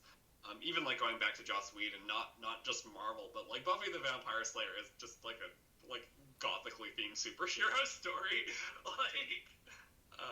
I feel like cartoons, and especially Cartoon Network cartoons, mentioning like brands, but brands that were made up is like pretty common. Yeah. Yeah, like I think it's part of the structural feeling of being a kid too. Like you don't have any like associations with brands other than like these are the chips and I like them, so I'm happy that we have Ruffles or Kit Kats. Like it's like that like really like deep nostalgic feeling that keeps it from being like, you know, this is a literary story and I'm gonna talk about like Dr. Phil. Well, we've also mentioned on the Reactionary Lit podcast the opposite tendency to just like spam brand names to give a certain kind of clown world, American decadent atmosphere in like Bret Easton Ellis type things. Bret Easton Ellis. They're just cribbing notes from Bret Easton Ellis. Yeah. American Psycho 2. Yeah, there's like a 20th century thing where they used to do that. I don't know how to put it. I'm sorry I keep coming back to Yoon Ha Lee, but I just keep thinking of the contrast between the short stories of his that I've read, which were very Squeecore, and Machineries of Empire, which had Squeecore elements, but was like sexy and violent and weird, and quite original a lot of the time too, in its like weird mathematical ritual calendrical physics system that I've never seen in a science fiction story have something like that. Like I'm sure it exists, I just haven't encountered it. But like, and like the impulse to that kind of imaginative freedom and the struggle for it and the need to be a serious writer within a community, like all these things are like contradicting forces in the context that exists, and it feels like if I were to like, and I don't have an exact solution, but if I wanted to like piece something together, I would want to like get all these forces aligned because they don't feel as exclusive as it's being framed. Like I've said, they're all right now. They are already all together. They're just in sort of like mutually negating, like unaligned equilibria. Like the content negating style, and like how much of that is just like inertia, like imaginative inertia, like is like again a question that you couldn't really come to the base of. There's no way to test it, but it is like it does feel like a factor, like just like how rigorous can you be, like how much time do you have to daydream, like the inertia and the caution and that you're describing are also related, because and another thing when you were saying that thing about like people being like that cautious, I think like and how much that's part of the content negating style, I think that's true, and like that's part of it, and the caution is not just around political things, it's also around like, will somebody say there's too many words in your paragraph and it's cringe? It's also about like, will it fit the agent's market profile? It's all of these things at once. I fully confirm that last one in terms of when I'm editing my like longer work. It's just like I have to keep checking myself to go like, who will publish this? Who, like, that's not a good question to be asking yourself as an artist, I don't think. Yeah. Like, but it is constant pressure where it's like, you know, you want to, at least with me, I want to get out as much as I can, you know, working a service job basically, and it's just like the thing between me and out is getting published. Yeah. And it ends up having these really high stakes, even if it doesn't ultimately. Another piece of possibly like paradigmatic Squeecore short fiction, not one piece but a collection we read, was Anna Mardoll's No Man of Woman Born, which this is an author who at least gets shit on by people a lot in terms adjacent to the terms people use to talk about Squeecore. And when I was reading the Mardoll, actually, I did read through that entire collection. Oh, well, I did the first story and then was like, fuck this, I'm gonna keep reading Stonebutch Blues. Okay, well, I have some interesting observations, and we should probably circle back around at some point to why we read need to Mardoll for discuss this. The Mardoll Yeah. Fall double sacrifice. Yes. I think it's really interesting. Yeah. But the thing I was noticing, there were a bunch of patterns that I noticed when I read all of them against each other. Almost every single story in that, except the one at the very end. Like, I think I'm just gonna do my whole rant here because I read them, today. Almost every single story, has, the main character winning on some technicality that has to do with their gender identity. Wait, really? Like, Okay, you know so how the first one I has... didn't read the first story. I was right that I only needed to read the first story. Yes. There's some interesting differences, but the fact that that happens every single time was kind of remarkable. The one story in which it doesn't happen is the one that feels kind of the most heartfelt, but it's also this weird... It's this story where a kid goes to a wish-granting dragon and is like, I want to be a girl. And the dragon's like, oh ho, that's the only wish I can't grant you because you already are. And there's like, it struck me because like the possibility of like physical transition as a possibility does not seem to occur in any of these stories. Like, it's never mentioned. Again, this is like, I had to kind of read through just to see how many of these things actually were a pattern versus being just the first story. Like, on one hand, they're in medieval settings, but, like, there were things, like, Maya Dean talks about this, like, things people did in the ancient world. None of these are... Drinking that mare piss. Yeah, none of these are mentioned in any of them. And there like, also, is... like, they're magic settings. Yeah. You can have, right. Like, that's power also never mentioned. The one story where it does come up is where there's this literal wish-granting dragon, and it just tells the kid Tumblr rules. And, like, I don't mean this to, like, cast doubt on authenticity or anything, because I also don't, like, I think that's technically true. Like, you don't need the... it's more that there's, like... Yeah. There's this particular kind of...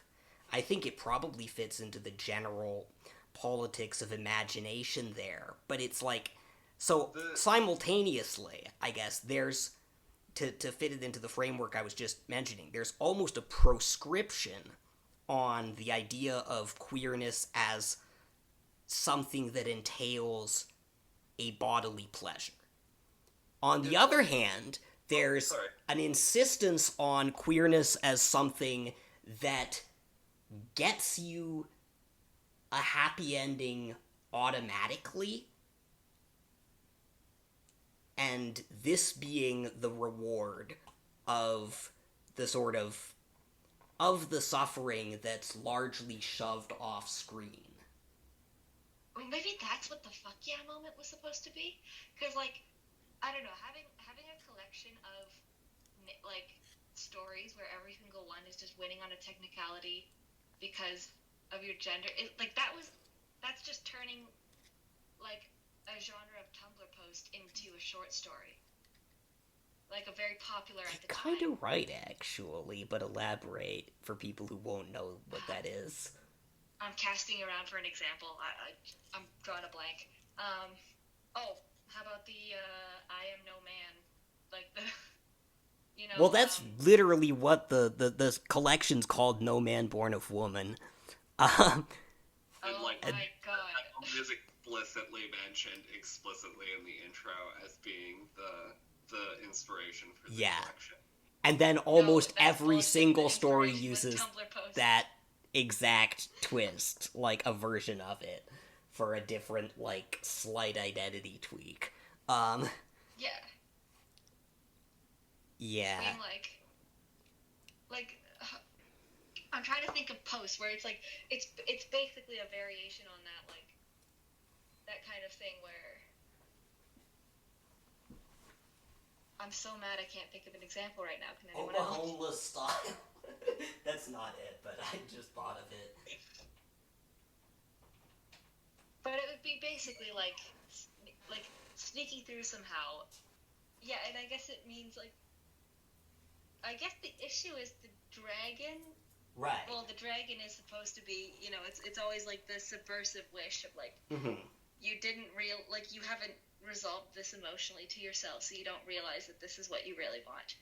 But the dragon is telling the kid that, or telling the girl that, you know, it's like, actually, you don't want to, or you don't understand the concept of being a girl, and thus, like, that's why your idea of what your wish is isn't lining up with the dragon's idea of what her wish is.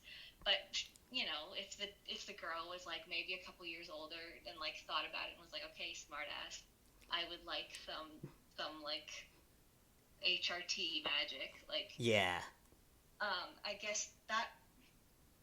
No, that could happen. Seems like an asshole. Yeah. I mean... The dragon should be, like, compassionate, be like, I understand, like...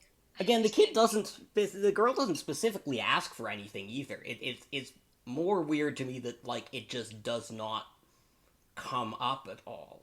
And it is kind of like, yeah, I could see there almost being, and here's where it's like, the fact that there's zero social detail in any of these worlds makes it really hard to read any of these images or allegories. Because it's like, okay, is she going out into a broadly transphobic world where she's gonna have to fight everybody on this all the time? Or is she going out into a world where, like, she can just go to the local, like, horse piss circle and, like, it's not stated or even suggested at all. Which is, again, interesting, given one of the major sort of, like, critiques that was leveled at the sort of super Hauuucore Fujoshi era of fandom queer representation was that it would be baiting, and they're not actually, like, canonically gay. Inevitable, like, it's just sneaking it in there. Like, always deniable, but, like, you could read it in there, and there's and, like, the backlash against that was that, like, no, everything has to be very, very explicit, and, like, so spelled out to you that not doing it is, like, homophobic cowardice.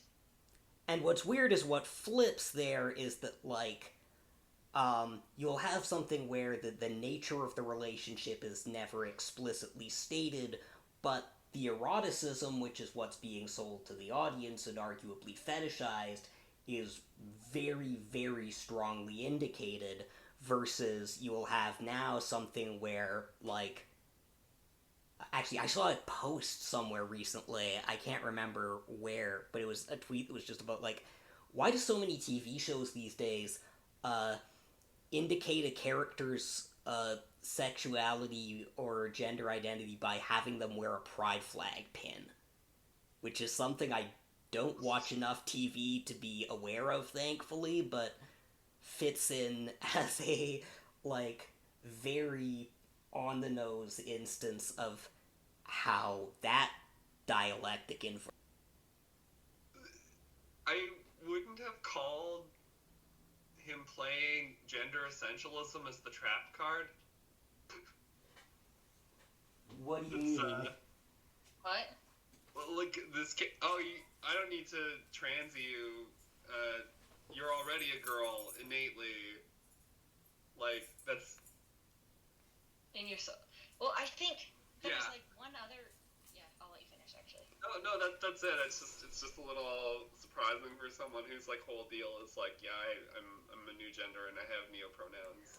Well, this is where there was a really brief Tumblr moment that I'm fascinated by, and I will actually, like, go out on a limb defending its utopian potential of, like, this is like the moment of, like, everyone backed off it because it was so easy to make fun of, and, like, the entire Tumblr in action ecosystem, the fact that, like, conservatives are still claiming kids are identifying as cats and dogs in schools feeds off this moment. But there was this moment where, like, the ways the sort of rules of discourse intersected was that, like, gender is, like, ontologically real. Also, it can be whatever you want. You can make up anything like nebula and that is like I appreciate again the sheer kind of like Gurren Lagann like balls to the wall utopianism of that. Like, no, honestly, they were cooking. Yeah, That was based, but yeah, and I think I mean, Okay. yeah, Cult rituals. I've been wanting us to discuss it for a while. We should discuss the Isabel Fall and a Mardoll Yes. trade between these two camps. So, for people who aren't brain poisoned by real-time strategy games, you start with a base, you start building other bases, and a base trade is when you blow up one of your opponent's bases and they blow up one of your bases. And it just sort of changes the play state. And I find the whole thing with Mardoll and Fall deeply sorted on yeah, it's very disturbing how even like, and I've seen Gretchen Felker Martin do this, like people will mobilize driving a trans woman to basically detransition and try to kill herself to score hits against their enemies, and it's this very enemy-based political situation, and like like Anna Mardoll was a con artist, but like I don't doubt his transness and like the bizarre ways that's used to dismiss like valid, like being a genderqueer but valid points that he makes. Like the classic thing that I got brought up every time I read about it was his take like writers shouldn't need to read, and that wasn't what he was saying, but like he could be like was making some valid points about the accessibility of writing, which we've touched on, which is that like it's something a lot of people want to do and crave doing, but just don't have all the time and space in their life to do. yeah. That's another one where I think, that particular point is another one of the things where I think there's one of these catastrophic misdiagnoses where, like, the Rite Gud people bring up that. I think they bring up that specific incident and also just this sort of disability line a lot as essentially a proof that the class position of these people is weak and decadent upper middle class people who don't know how to really work and are and in fact it's Protestant. yeah Like a lot of these things are very American Protestant, like we're the tough people who like get it done type of bullshit. Like yeah, which is funny because I feel like they probably like claim the opposite. Like Raquel Benedict makes a big deal of being from, I'm forgetting which exact kind of Latina background, but like it's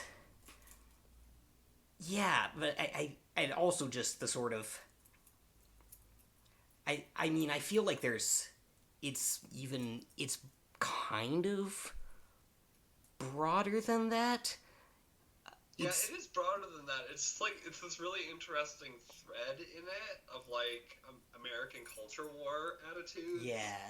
Like, it's, like, I think the thing that, like, sort of is a counterpoint to the decadent thing is, like, a lot of people on the anti-Squeecore side will toot about all the crazy sex they have and how they put dongers and say the cuss words in their work, and it's like that's the, like, you know, we're decadent, we're ribald, we engage in bodily pleasure.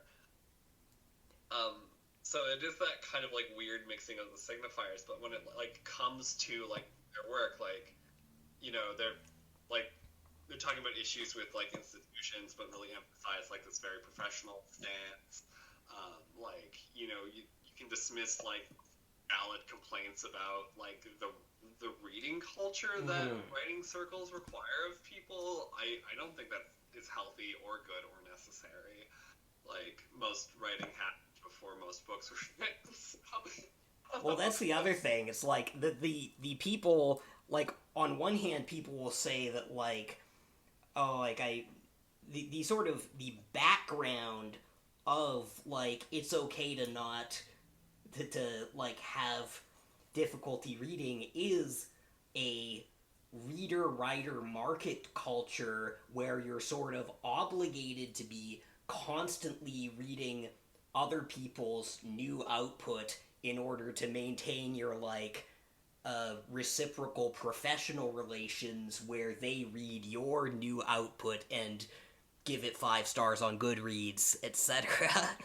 There's a lot of metagaming that goes on in these discussions of writing, which I find really interesting as an odd, like, way of, like, just, like, highlighting that writing is, like, fundamentally competitive at the moment. Yeah. And probably, like, you know, this is very old. This is very in the roots of what the novel was, like, originally as, like, pulp stuff written by and for women on Fleet Street, and in other places. Going back to, like, the Tale of Genji and that sort of, well, like, yeah, Tale of Genji was, like, you know, court poetry. Court writing. Yeah. But, like, just, like, sorry, I just, like, there was also the other thing with the whole Mardoll affair, which nobody seems to talk about, which is that, it all came from kiwi farms, like, all the recorded stuff we found out about, like, the intent was to kill Mardoll, like, let's not, like, like, make words about that. The point of this was to try to get the trans community to harass Mardoll into killing himself, like, which, like, however awful a person they are is not a thing that deserves, like, and, like, that never comes up in this whole, like, politics of enemies. It's this very, like, left infighting type of thing that reframes the whole discussion. I mean, there's this also this whole sort of, like, deliberate confusion about what a harassment campaign is. Like, what's a harassment campaign versus just someone being the main character of Twitter. Like, what's like, when are you participating in something active versus just passively commentating on the subject of the algorithm of the day? Which, like, and that's where the Isabel Fall, like, the original, and the way this is being recast, and, like, when people, like, at the height of it with both Mardoll and I saw the same thing play out, like, a few months earlier with Neon Yang, like, in both of those, there was, like, the idea was being floated that, like, this was, in the furthest reaches of it, that this was legitimate revenge. Like, this person was part of a knowing campaign to kill a trans woman, so anything we do to them is justified back. But, like, leaving aside whether that's true on the level of Lex Talionis versus, like, any other sort of Hesed-Gebra algorithm, like, that's not how the Isabel Fall thing originally played out, because, one, nobody knew she was a trans woman for sure. Like, Yeah. the whole thing was, and nobody knew exactly what they were dealing with or what sort of, and there was this mix of, like, just asking questions because, like, we genuinely know nothing about this person, and jumping to, like, really hostile conclusions. And the way it's been mythologized, like, Yeah. there are people who, as far as I can tell from how they post about it, think this is like someone who was known as an out trans woman and was like, Well, yeah, that was the point you made that I thought was probably the most relevant ethically, was that nobody weighed their reactions against how little they knew. yeah, Which I think is an important takeaway here. I think another person that we should probably talk about in this situation is the ritual scapegoating of Benjamin Shradango during right, the year. yeah, It's like I know people who were like big in SF and big in fandom during that whole thing who don't know who Benjamin Shradango is. Like, and that is insane to me. Like, A, because she's brilliant, but also just like, you know, like, the entire community essentially decided to destroy this woman's career for being toxic on the internet, debatably, which I don't think is, like, you know, again, weighed against, you know... yeah. Well, the situations in which she was toxic, for one, but also, like, a lot of stuff that was cited as toxicity was just, like, thinking N.K. Jemisin is mid. Like... yeah. And there's an interesting thing, I'm not going to weigh in because I was not in those spaces on, like, how toxic she was or wasn't. Like, I really love her writing, and at the same time, just from following her Twitter, like, and knowing this is her having had the entire internet, like, call her, like, I could see her doing some pretty over-the-top shit, but, like, there's also a kind of, like, both of these incidents, I think, are, like, management of the fact that this kind of ritual scapegoating is something everybody just takes for granted as part of the structure of how you interact on the internet. Like, that it's, like, nobody's gonna actually, nobody's going to give this up completely. Like we've said, like, the main character of Twitch. In fact, right now there's a thing, like, when people are moving to Blue Sky, like, the selling point of Blue Sky right now is that, like, people bullied Matt Iglesias, and obviously that's not somebody who, like, is particularly at risk the way any of these people are, but it's like, wow, are you really falling for this? Like, you think, like, nobody at their marketing team thinks this is something that appeals to people? They're all, like, shocked and appalled, like, they're performing on their blue check accounts. But, like, so, which of these have these kind of, like, meta-defining impacts is kind of determined by how they maintain the homeostasis of the game. And so, the reason Benjamin Shradango got, like, presented as the person who takes internet toxicity too far is because, in my view, she was sufficiently serious as a writer and as, like, an activist that, like, she didn't maintain it within the bounds of homeostasis of going after easy targets. She went after N.K. Jemisin, she went after, like, everybody who'd been a big star since the LiveJournal days, like, and she seemed to, in the sense we were describing earlier of a kind of balance between, like, permitted pleasures and mandated sacrifices, she was pursuing what seemed like an agenda of political purity that would actually go after the permitted pleasures, and in alignment with her being an actually more serious writer than most of these people, also entail a degree of aesthetic rigor as part of its political rigor. So that couldn't be allowed to keep going.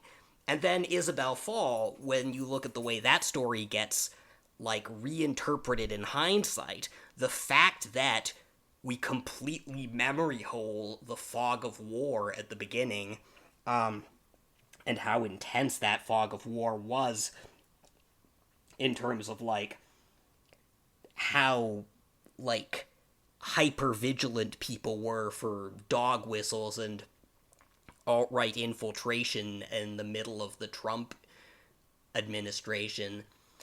Like, we've memory holed that part because that's the part that if we thought about seriously, we'd have to reconsider some of the parts of this we've normalized. And instead, it's framed, ironically, entirely in terms of her identity. That, like, she had the identity that's less privileged than all the other marginalized identities and was targeted for that alone, and, like, the same exact tactics are justified when we do it to the other side of the infra-culture war.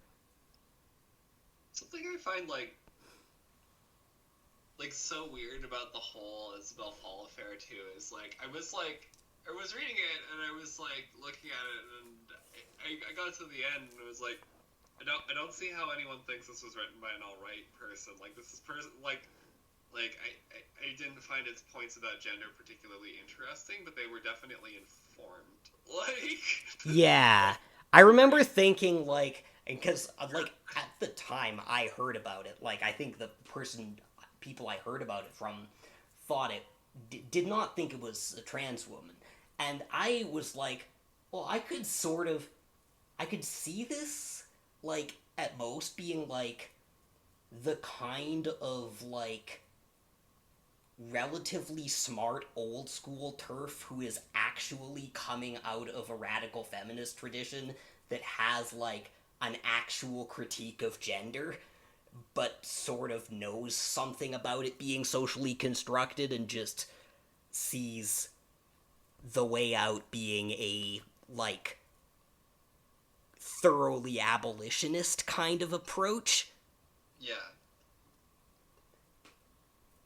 Yeah, but, like, it's just, like, a case where, like, however you read it, like, you had to put a lot of yourself into coming to the conclusion that it was written by, like, an old white man, you know? Like, yeah.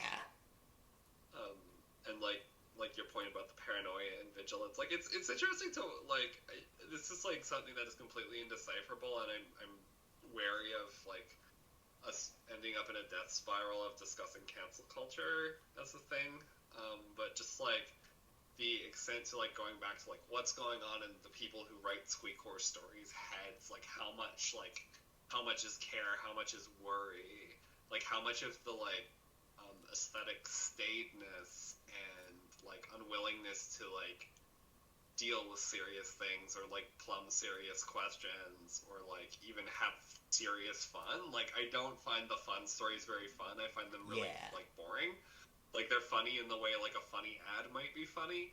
Like... Yeah, it's, again, the content negating style. Like, yeah, where... the content negating style, like, how much of it is that, like, caution that is very in the air in a lot of spaces that these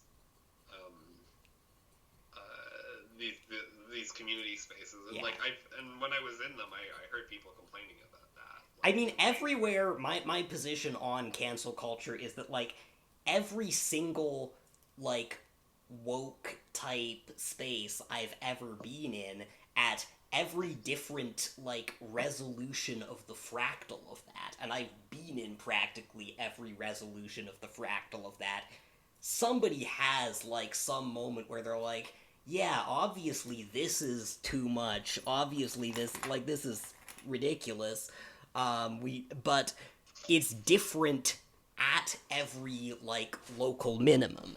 And, like, nobody's working through what the structural factors are, and it seems like because when you put it in terms of a death spiral, like, you then get this sort of thing where a sufficiently maximalist definition of cancel culture becomes itself, you just can't talk about anything or can't say anything mean about anything. And, like, obviously, that doesn't work, but I think that is kind of, like, and usually people will be like, obviously there are cases that go too far. I know them when I see them. All my cool friends know them when I see them. But we can't, like, try and make a structural critique because it'll get us in this death spiral. We just have... And the problem then becomes you get the whole fractal by way of everyone doing this. And I think there is, again, a sort of flinch reaction, a kind of, like, around where, like, I think you very much can articulate structural... A lot of that's what I'm trying to do in Theory of the Young Boy.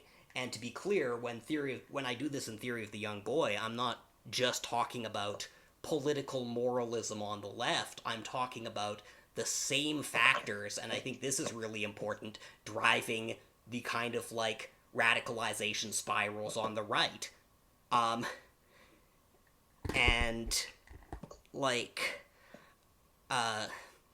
a lot of them are really just sort of, like, iterated forms of small kind of, like, intellectual laziness we allow ourselves on the internet because it doesn't matter. And a lot of it's... Like, I think that's, like, an interesting point with all of this, is, like, we're talking about, like, the midness of it, and no, definitely, there's a lot of writing, Machineries of Empire. We haven't talked about, the Lock Tomb? Yes. Lock Tomb yet. This is sort of, like, I was thinking about some of our discussions about, the Remembrance of Earth's Past, series here, and how we were discussing the weird ontological neoliberalism of those books, but, like, specifically something I was thinking of in terms of, like, whippiness we see in these stories is it's a condition where, like, the stakes are ostensibly high, but, like, you're friends with your enemies, like, you treat them the same as you would. Yeah.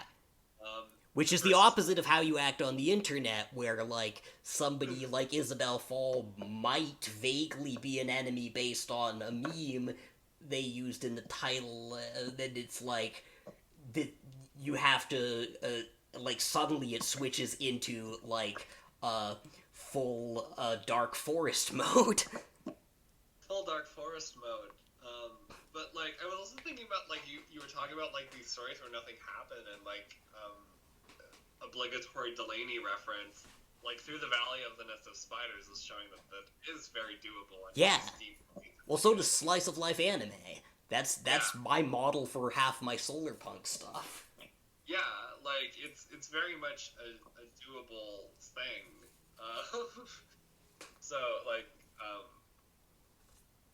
and, like, it can be just as harrowing in its own way as these, like, high-stakes environments that do explore, like, what if this was just, like, you know, a place where being gay was super normal, being black and gay was super normal, and then you, like, blow up the Death Star, like, yeah. Yeah, like, why do we need to blow up the Death Star? Yeah. Like, if we're actually imagining, like, Through the Valley of the Nest of Spiders, like, I think probably the only book I can say I've read that actually imagines a better world. Like, for, like, again, lots of caveats there because it's Samuel Delaney, but, like... Yeah. I really want to, like, dig deep into those caveats at some point, and I'll probably have to do it in a Substack post or something, but... I should do an episode of the podcast. We could. That's also an option. Yeah. Like, going back to Almalas, like, Hog, like, I kept thinking about True. Cog, but like I think Cog as like the other like key book about like children and social structures that was written during the New Wave SF movement, even if it wasn't published till the 90s, is like, I think there's a really rich dialogue there. And also the family and the sign in Stars in My Pockets is basically just the best sort of model of the culture war currently. Yeah, by far. Yeah. But yeah, no, it's just like this this fantasy of the like frisson of danger, like you're pointing out. It's like, I don't know if I said that word right. But like you get the like little spark of like a potentially dangerous situation, but like ultimately like we're performers on a stage dueling with our brains about how witty we are. And like I was saying with Amara's thing, like there's a kind of genuine utopian content in that, but there's something like there's you're absolutely right. Like a situation where like it's easy, like not easy, but like in a utopian vision where like we're sorting out our conflicts in ways that don't involve like massively murdering each other, and everyone is like basically just friends with differences of opinion about how the world should be operated. It's like and we can pursue that without like genociding each other or anything like that, or taking slaves or whatever. It's like really interesting, and I think sort of like a lot of what Terra Ignota is getting at, even though it goes to shit over the course of the books, but like it's kind of like the appeal of that series is like the actual like ultimate. The last one picks it up. It's so good. I haven't picked it up yet, but like I still have an advanced copy somewhere. But like, you know, that like very like high school debate club politics kid stance where like all these people have their like different views, and like, you know, we have a functioning world on the back of that, which is just not what we have. And like that's like, you know, like one of the things that I always find funny about, like, I know Joss Whedon is cringe now or whatever because, well, he's cringe because he was an abusive piece of shit. I'm not going to dismiss that. But, like, the thing is, like, I quite like most of his writing. Like, I enjoy all the stuff everyone hates about his writing. It's fun. It's enjoyable to me. Like, I see a lot of, like, it's not of the same caliber, obviously, but, like, a lot of what's fun about like Shakespeare dialogue is fun about Joss Whedon dialogue, and that's intentionally so. Like he's like, you know, he has made a film of 12th Night, not 12th Night, a different one. As You Like It, maybe. Well, actually, that's a point I wanted to touch on at some point too, because the quipping thing is like, it's something that gets brought up so much with this style. I think too much so. But I haven't had my big rant, which is the rant about the narcissism of small difference in terms of the aesthetics of how people insult each other in these two different bands. Yes. Which is like something the Rite Gud crew very much hones in on, which is that like one of the key signifiers of Squeecore is people calling people fuck waffles or whatever, like vaguely cringy pseudo insult that doesn't make any sense to anyone. They use versus like, you know, we're the tough writers again who are gonna like we're gonna call you a cunt. We're gonna call you a cunt. Like that's what we're gonna do. We're gonna use rude words for you. And or we're just gonna say you're got owned and are shrinking into a corn cob. Like yeah, exactly. But like that's just like that's not a meaningful difference between groups of people. Yeah. And frankly, like, if someone was trying to murder me and was calling me a fuck waffle, I'd feel significantly more in danger than if they were throwing slurs at me. But like, it's just this like really interesting superficial difference that I think speaks a lot to how critics of Squeecore view the people who adopt it, which are people who are like they say it's like very online, it's very Reddit, and something that I come back to a lot is which we haven't discussed, which I think warrants discussion, is that despite in the podcast them largely, when they named authors directly and didn't just say like a whole Hugo docket, they were naming older white guys. For the picture of the podcast, they chose a fat awkward girl. Yeah. And like, there's this really ugly element of like down punching, because like it is correct to say that nerd culture is hegemonic now, that stuff that was nerd culture is just popular culture, but it's not like the stuff that drove people to the kind of social marginalization that made them become big nerds went away. It's not like people have suddenly gotten like way more decent about autistic people, for example. Like, within some circles, yes, but like broadly, no. Like, or like, you know, being just like very socially inept, or like having hyperfixations that make you alienating to other people. Like, none of these things went away. Those groups of people still exist. Like, people are still off-put like by the same things, and just to like pretend like use that aesthetic to represent your critique is just like really like what like not good. Right.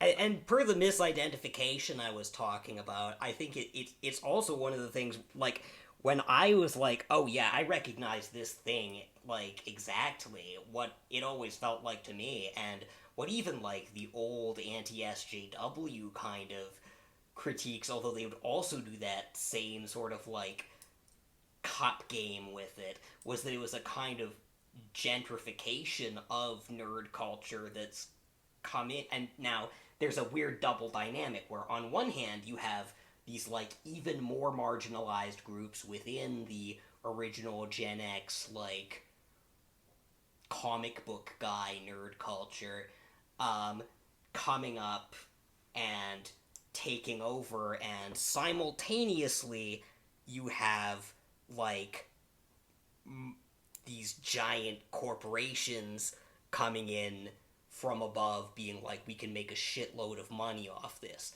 And these two phenomena and their like upward and downward polarities get identified with each other. Yeah. But even within that, there's a fundamental, and this is where I wanted to say, it goes back to the name. The fact that they picked the name Squeecore for this already struck me as, oh, you're so completely off base of what this is. Because when I think Squee, I think, like, the old fandom culture that this suppressed. The crazy-ass fucking Fujoshi who, like, makes Guro South Park yaoi. And, like, this kind of... it's this wordless, autistic stim jouissance expression that's precisely this element of excess that seems to have been smoothed out from everything. But because it's cringe and people have these bad associations with it, it becomes the easiest thing to slur the thing by, even though, again, that's part of the same phenomenon that's, like, enforcing it. Yeah, it's interesting how, like, I didn't have the time to look at the Squeedcast and the whole Elizabeth Bear debate. I looked at it a little bit. But, like, it's interesting how, like, the whole movement becomes identified with its, like, with its own most marginal elements, almost. Yeah. Like, Elizabeth Bear is not a good example because she's fairly embedded in institutional SF fandom, but, like, a lot of these people are, like, you know, randos. They only published a couple stories. Like, it's still very much, like, a genre dominated by, like, successful white dudes. Like, you know, or, like, we are bringing in non-successful white dude people into the kind of space where they might be winning awards, like, getting bigger deals. Like, it's on the terms of those successful white dudes. Yeah. Which I think accounts for a lot of the midness that we've been talking about, but regardless.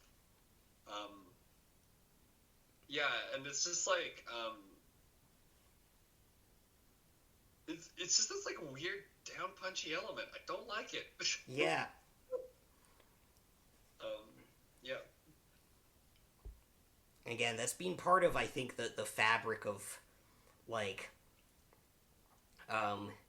the sort of dirtbag left phenomenon ever since it's emerged, and, like, and in spite of that, I also, like, I operate sort of in those spaces because, like, and a lot of the marginalized people I care about also do, because they can't put up with the sort of, like, demands of hypervigilance that you see in the other side of it. But then it demands this same sort of another kind of compromise in terms of this willingness to look past, like, just picking up on these convenient old memes that are lying around as weapons. Yeah, or like, like, it's a strange bedfellows situation a lot of the time. Like, people who are, like, basically repugnant. Like, they're, like, ostensibly on your side, but, they don't like you. They don't think you're a person. I have also, like, a borderline conspiracy theory about the Sridangao situation, that, like, this happened around the same time as the puppies thing. And what that did discursively is that, like, the puppies framed a lot of what they were doing in terms of an aesthetic critique. And they were saying, like, yeah, there's all this Hugo bait, this that reads exactly the same and has this exact same liberal politics, and everyone was like, how dare you? These works have nothing in common except that they're by marginalized people who weren't previously represented in SF. Fast forward to a few years later, you've got Raquel S. Benedict analyzing this Hugo docket and being like, no, yeah, basically they were right about this. And what happened in the meantime is, like, you had one person who was actually pushing some of the artistic boundaries within this, like, left political orientation, and got completely, like, gang-stalked out of the scene. So, yeah, by people who should have known better, too, in a lot of cases. Yeah. Like, yeah. No, I don't think that's a conspiracy theory exactly. Like, I don't know how deliberate it was, but it was, like, definitely, like, it was, I forget which of B's friends did a blog post breaking down why the whole thing was bullshit, but her theory was that it was just a ritual scapegoating for the sins of allowing the puppies to be around. And, like... But I don't think it's just that. I think it's also a ritual scapegoating for the fact that a lot of the things that probably were legitimately toxic about, like, the Winter Fox forum presence were also things everybody else does. It's just that, like... And everyone else feels sort of bad about them in this way I was mentioning, where it's like, everyone will admit this is kind of a thing. They won't ever admit it's them doing it, so they have to, like, find someone who is, like, going a bit too far to be like, okay, that's what we're not doing. Let's push them out of the way, even though most of the dynamics that are a problem are distributed dynamics. Yeah, well, like, sort of on your point of, like, maintaining homeostasis, this is sort of why I keep going to the metaphor of a base trade for the Mardoll Fall situation, because it does feel like it was something that was, like, I think it's too early to see where it will go, but I suspect it served to, like, as kind of a metaphorical way of, like, birthing a kind of, like, division in the market. Oh, yeah. Like, it was a way of solidifying sides in a market and just creating market segmentation, ultimately. Absolutely. And, like, not intentionally. I don't think anyone sat down in a boardroom and did this, though. I wouldn't be surprised. But, like, basically, like, you've seen people mobilizing this discussion to advance their own brands, and like there's this like explicit like I think we've talked about very extensively false dichotomy that's like aesthetic and political, but like is not super duper different, like not irreconcilably different, and but you have this very superficial wall that's on the divide of like the tender queer and even though, as you pointed out, people didn't know at the time, the more edgier queer, and both of them got effectively chased out of their scenes. And here we are talking about it, and lots of other people are too. So like, it's just like it's a little chilling to see this like very like organic like cellular splitting happening in a left imaginary genre space. Like, Yeah. yeah. Yeah. We didn't talk about deconstruction and the role that it sort of plays. Right.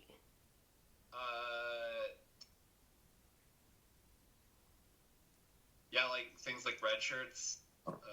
Yeah. I know absolutely nothing about that book, incidentally. I'm People not always super mention into it, but because I sort of know the joke already. Which is the red shirts joke. yeah.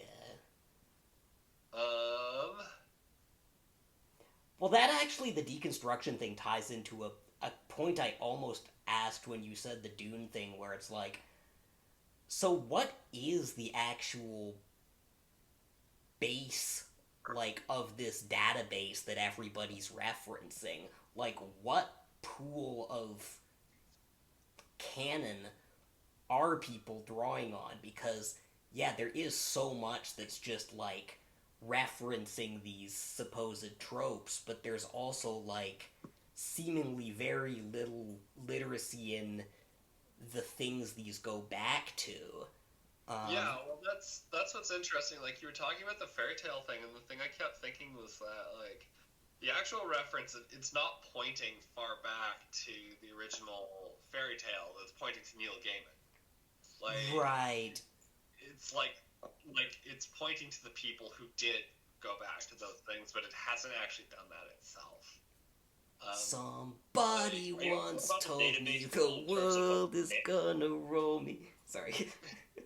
What's that? Oh, sorry. But it's like, do you remember how there was that chunk of the aughts where like half of the anime were moe anime about moe anime? Yes. It's like this is the moe. And now everything is isekai about isekai. Everything is isekai about isekai. We haven't really gone over the database idea, but no, we probably should. That let's put a pin in that. But like the thing that always baffled me about SAO's success was that .hack sign it happened already. Like and like these works were there, but like the things that break out are the foundational things, and it's just like like red shirts. Like I'm sure a lot of people read that who have not watched the original Jack. Like like I encountered Evangelion going back to my other favorite hobby horse. Before I'd ever seen Gundam, I'd never seen a mecha anime. I still loved Evangelion, and it was still really influential to me, but it's not like I didn't get what it was doing. Well, another thing Litfic had to reckon with, like I was saying last night, and like a lot of my thesis is about, is history. And when I think, like, when you get this division of the sort of, like, structural narrative content as part of the entertainment value of literature and the basis for, like, your epic moments or whatever, like, that used to be a thing that would, to some extent, happen in the realist novel, and, like, Lukács sort of, like, describes where that sort of starts breaking down, and that's where you see the start of the avant-garde, where, like, you get this idea that, like, this kind of narrative realism can't be written anymore, and Lukács would say it can only be written in sort of socialist realism because that's where history is still happening in the, like, development of socialism, but that didn't work out either. So, like, you end up at this point where it becomes possible for less and less to happen in literary fiction as opposed to just recording the affects and brand names and pseudo-epiphanies of an endless everyday because you're living at the end of history. And this thing that we were talking about earlier, like the Hades thing, the Sisyphus happy CBT everything everywhere all at once kind of quasi-existentialism becomes the default mode of, like, of literary fiction, because, like, even though the characters of realism when it emerged weren't sort of, like, weren't superheroes, like, they still had events because they were living through history, and history was their interactions as individuals with social and historical forces, and their attempt to negotiate with those forces gave their lives directional narrative structure. And, like, so now, with this drive to have, and again, to represent over and over these kinds of database codified narrative conflict in secondary worlds, is identified with the idea of the secondary world, or as where politics can be imagined because it's where history can be imagined, and you have this Le Guin or Delaney idea of SF kind of taking over the role of social realism in trying to imagine future history or alternate history. But with Squeecore, you're kind of not really doing that either. You're just recombining a database of existing SF, which doesn't even go that far back. Mostly goes back to sort of Gen X and nerd culture, but also goes way further back into myths and fairy tales.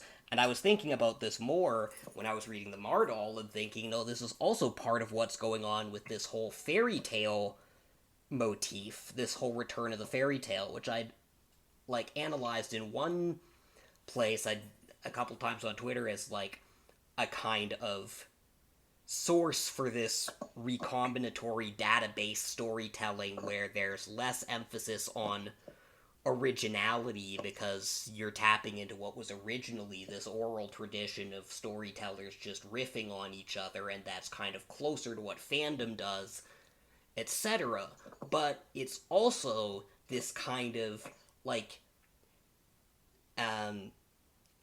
and, like, Mardoll's doing, like, largely the fantasy and the medieval kind of moment, which the medieval became this privileged locus of the fantasy imagination because it was this kind of, like, or it's at least culturally constructed as this kind of lull or crash in history where social relations seemed timeless and fixed.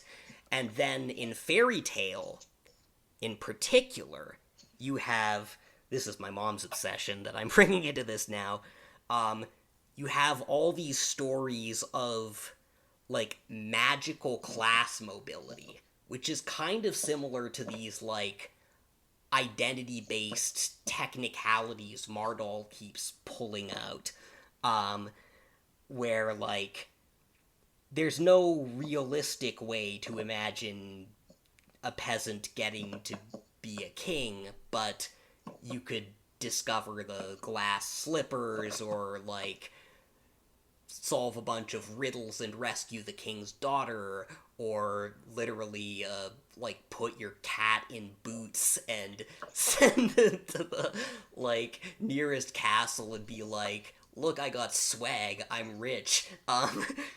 Like, And there's this weird sense that of having this utopian imaginary that's kind of dependent on papering over how you get from here to there, that's present in the fairy tale, and also present in Squeecore, and is kind of determined by, like, an ossified socioeconomic moment. So, since we've had a little pause, can I talk about Lost Futures for like Yes. half a sec? Yeah. Yeah, sure. The dumb obvious thing that I should have definitely brought to the table last time, and it just didn't occur to me until I was looking into the Byung-Chul Han after the thing Molain said about the video game Hades.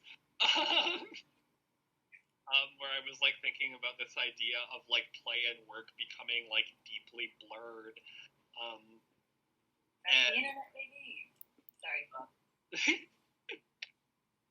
But like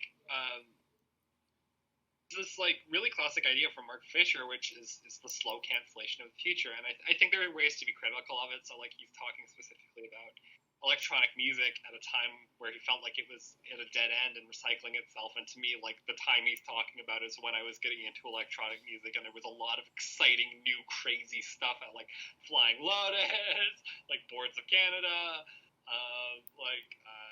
Daedalus, if you're feeling like a little maudlin. This is just a complete repeat of Adorno with jazz. Yeah. I didn't realize that. That's very funny.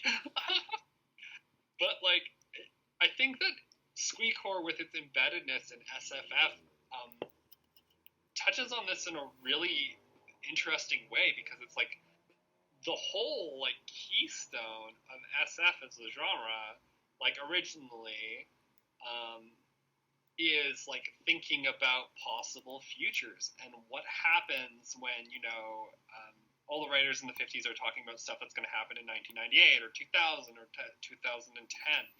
And we keep getting there, and it keeps not coming, and it keeps actually getting worse. Like, psychologically, what does that do to a genre community's imaginary? And, like, you know, we were kvetching a lot about how databasey and how tropey a lot of this writing was. Like, it was just pointing to the trope of, like, what if there was another world? What if, I don't know, you hatched an egg and the chicken was a Hydra chicken or something? That could be fun, actually. I think there's an SDP like that.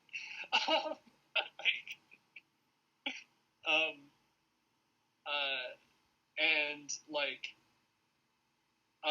it is this really interesting problem, and I think it's probably a similar case where there's, like, a lot of, like, buck wild, cool SF writing that is still engaged with the sort of, like, actual speculative side of it, but also the spiritual side of it, the sort of mystical SF you get with, like, Brian Aldiss or Samuel Delaney when he's feeling gnomic, and, like, just, like, really crazy spec stuff. We touched in our conversation Discord about how, like, horror, like, popular avant-garde horror and SF are sort of collapsing together in, like, the back rooms and the SCP Foundation, which I think is a really interesting sort of solution to that, looting other genres and other tropes and other affects to sort of push what the genre, you know. Another thing I wanted to connect to with the, like, children's lit sort of influence and legitimization is, like, the sort of parallels and divergences between Squeecore and otaku culture, which is where I'm pulling this database idea from, are endlessly fascinating to me. And one thing that happened is both of them have that influence. And then you run up against the question of, okay, what happens when you put, like, weird adults into the children's art meta, and the otaku were just like, we don't give a fuck, we're gonna make it insanely horny. And there's some very bad effects downstream of that. But there's also, and then the sort of Squeecore thing became this, like, we're going to kind of hold even art for adults to more or less the sort of standards of children's media 30 years ago. Speaking of socioeconomics, actually, when I was reading the, Metal That Tastes Like Blood in the Dark, that one, one thing I noticed was that I believe the author was also writes children's books, which kind of checks out mostly in that, I guess whenever someone hears of, like, writer, I guess they think of, like, the most successful example being children's books. So And YA. So I do wonder. Well, and YA. Yeah, and YA. So I wonder how much of just, like, of just things that are considered Squeecore are just, like, not just cornering the market on, like, they're already established market, but also, like, towards, like, towards children, or at least, doing the work by reimagining, like, fairy tales. Well, that's another huge, and, like... Yeah, no, I think that whole discussion of, like, how childhood fits into this is really interesting. It's, like, something, like, it's not because it's fairy tales, but there's this certain, like, infantilizing tendency I found in a lot of the Squeecore stories. Like, like, the big thing being that the robot can discover can lie. Like, it's like, we have Kafka, like, why are we still doing this? And so, like, I think that's an interesting point for discussion. I'm just going to check my notes to see if there was any... I also wonder how much of it is also just constituted out of, like, when people are looking at old, like, early 2000s or 90s cartoons, they're like, it's like, what the fuck? This is adult, actually? And that kind of, like, making it... Yeah, well, that's also kind of... Yeah, there's a weird chicken or eggness to it. Like, I don't feel like anyone's bringing up, Batman Beyond again, or Teen Titans again. I mean, they have a big fan base still, but... Yeah, but no one's, like, bringing it up, like, to the point of, like, oh, remember these cartoons? I remember when cartoons were good, that kind of shit. I feel like people very much are doing that, but that's a bit of a tangent. Like, it depends what spaces we're talking about. Nobody's trying to write literature based on those, for sure. But, like... Right. Sorry. I would really love to go deep on this infantilizing thing, but I am crashing real hard, and I have to let my cat out. Okay. And start screaming as soon as I do. I have, like... I think I can string together all my remaining rants, but we can also, like, maybe reconvene and add a bit more. But this is, like, the perfect direction for the last, like, 3 big spirals I wanted to go into. Yeah, I think talking about, like... Okay, one second. Let's just take a second to plan. Yeah, because it does tie back to the Omelos thing and my whole sort of, like, thelemic Eon of Horus model, this idea of the crowned and conquering child, this idea of the sort of liberation of this child subjectivity that, like, is the moment that was invented where you're allowed to imagine the utopia or post-scarcity or, but yeah, what did you want to... The thing I kind of wanted to, like, segue off of that and, like, end on if we were actually using this as, like, our actual final thing is that, like, when I imagine something, like Squeecore but good, like, something fulfilling the genuine utopian promise in this knot of questions of, like, how do we carry this idealism that we had confined to children's art into the adult world? How do we, like, rescue the kid in Omelos? All this stuff. Right. And, like, when I try to imagine and how do we bring the energy of fandom into this kind of ossified form of literature. Right. When I imagine something doing this, like, I coined, the joke term I coined was Hauuucore, which is from Rena's equivalent of a squee noise in Higurashi. Oh, right. Because, which, like, Higurashi itself is one of my kind of examples of what this could look like, and it's kind of, I guess, the most polemical example. Terra Ignota would also be an example of it, I think, and, like, the idea... Actually, I think I'll try and explain this in another time, but actually, I'll just read my tweets off.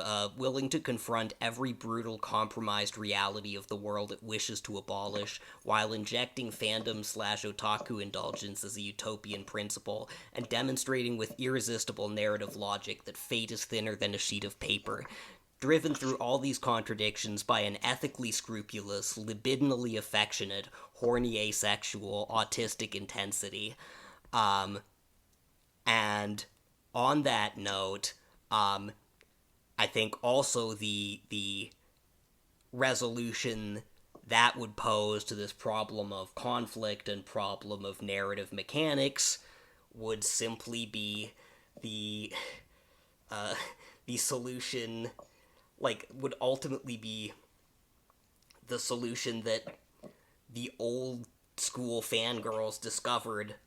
Yamanashi, Ochinashi, Iminashi. No climax, no point, no meaning.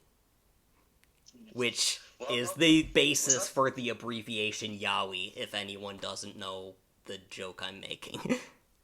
And there's this weird sort of, like... Yeah, no, actually, that's really interesting. So that's a really interesting point. I would like to go into it more, but I'm serious. Yeah. I just finished my work week, guys. Yeah. No, yeah, we can add a bit more later, since we're just gonna be reconstituting all this anyway. Yeah. Good night. I think I'll do my... Good to hear from you again. I sure hope we get to catch up a little bit more later on. Thanks. Bye. Thank you. Bye.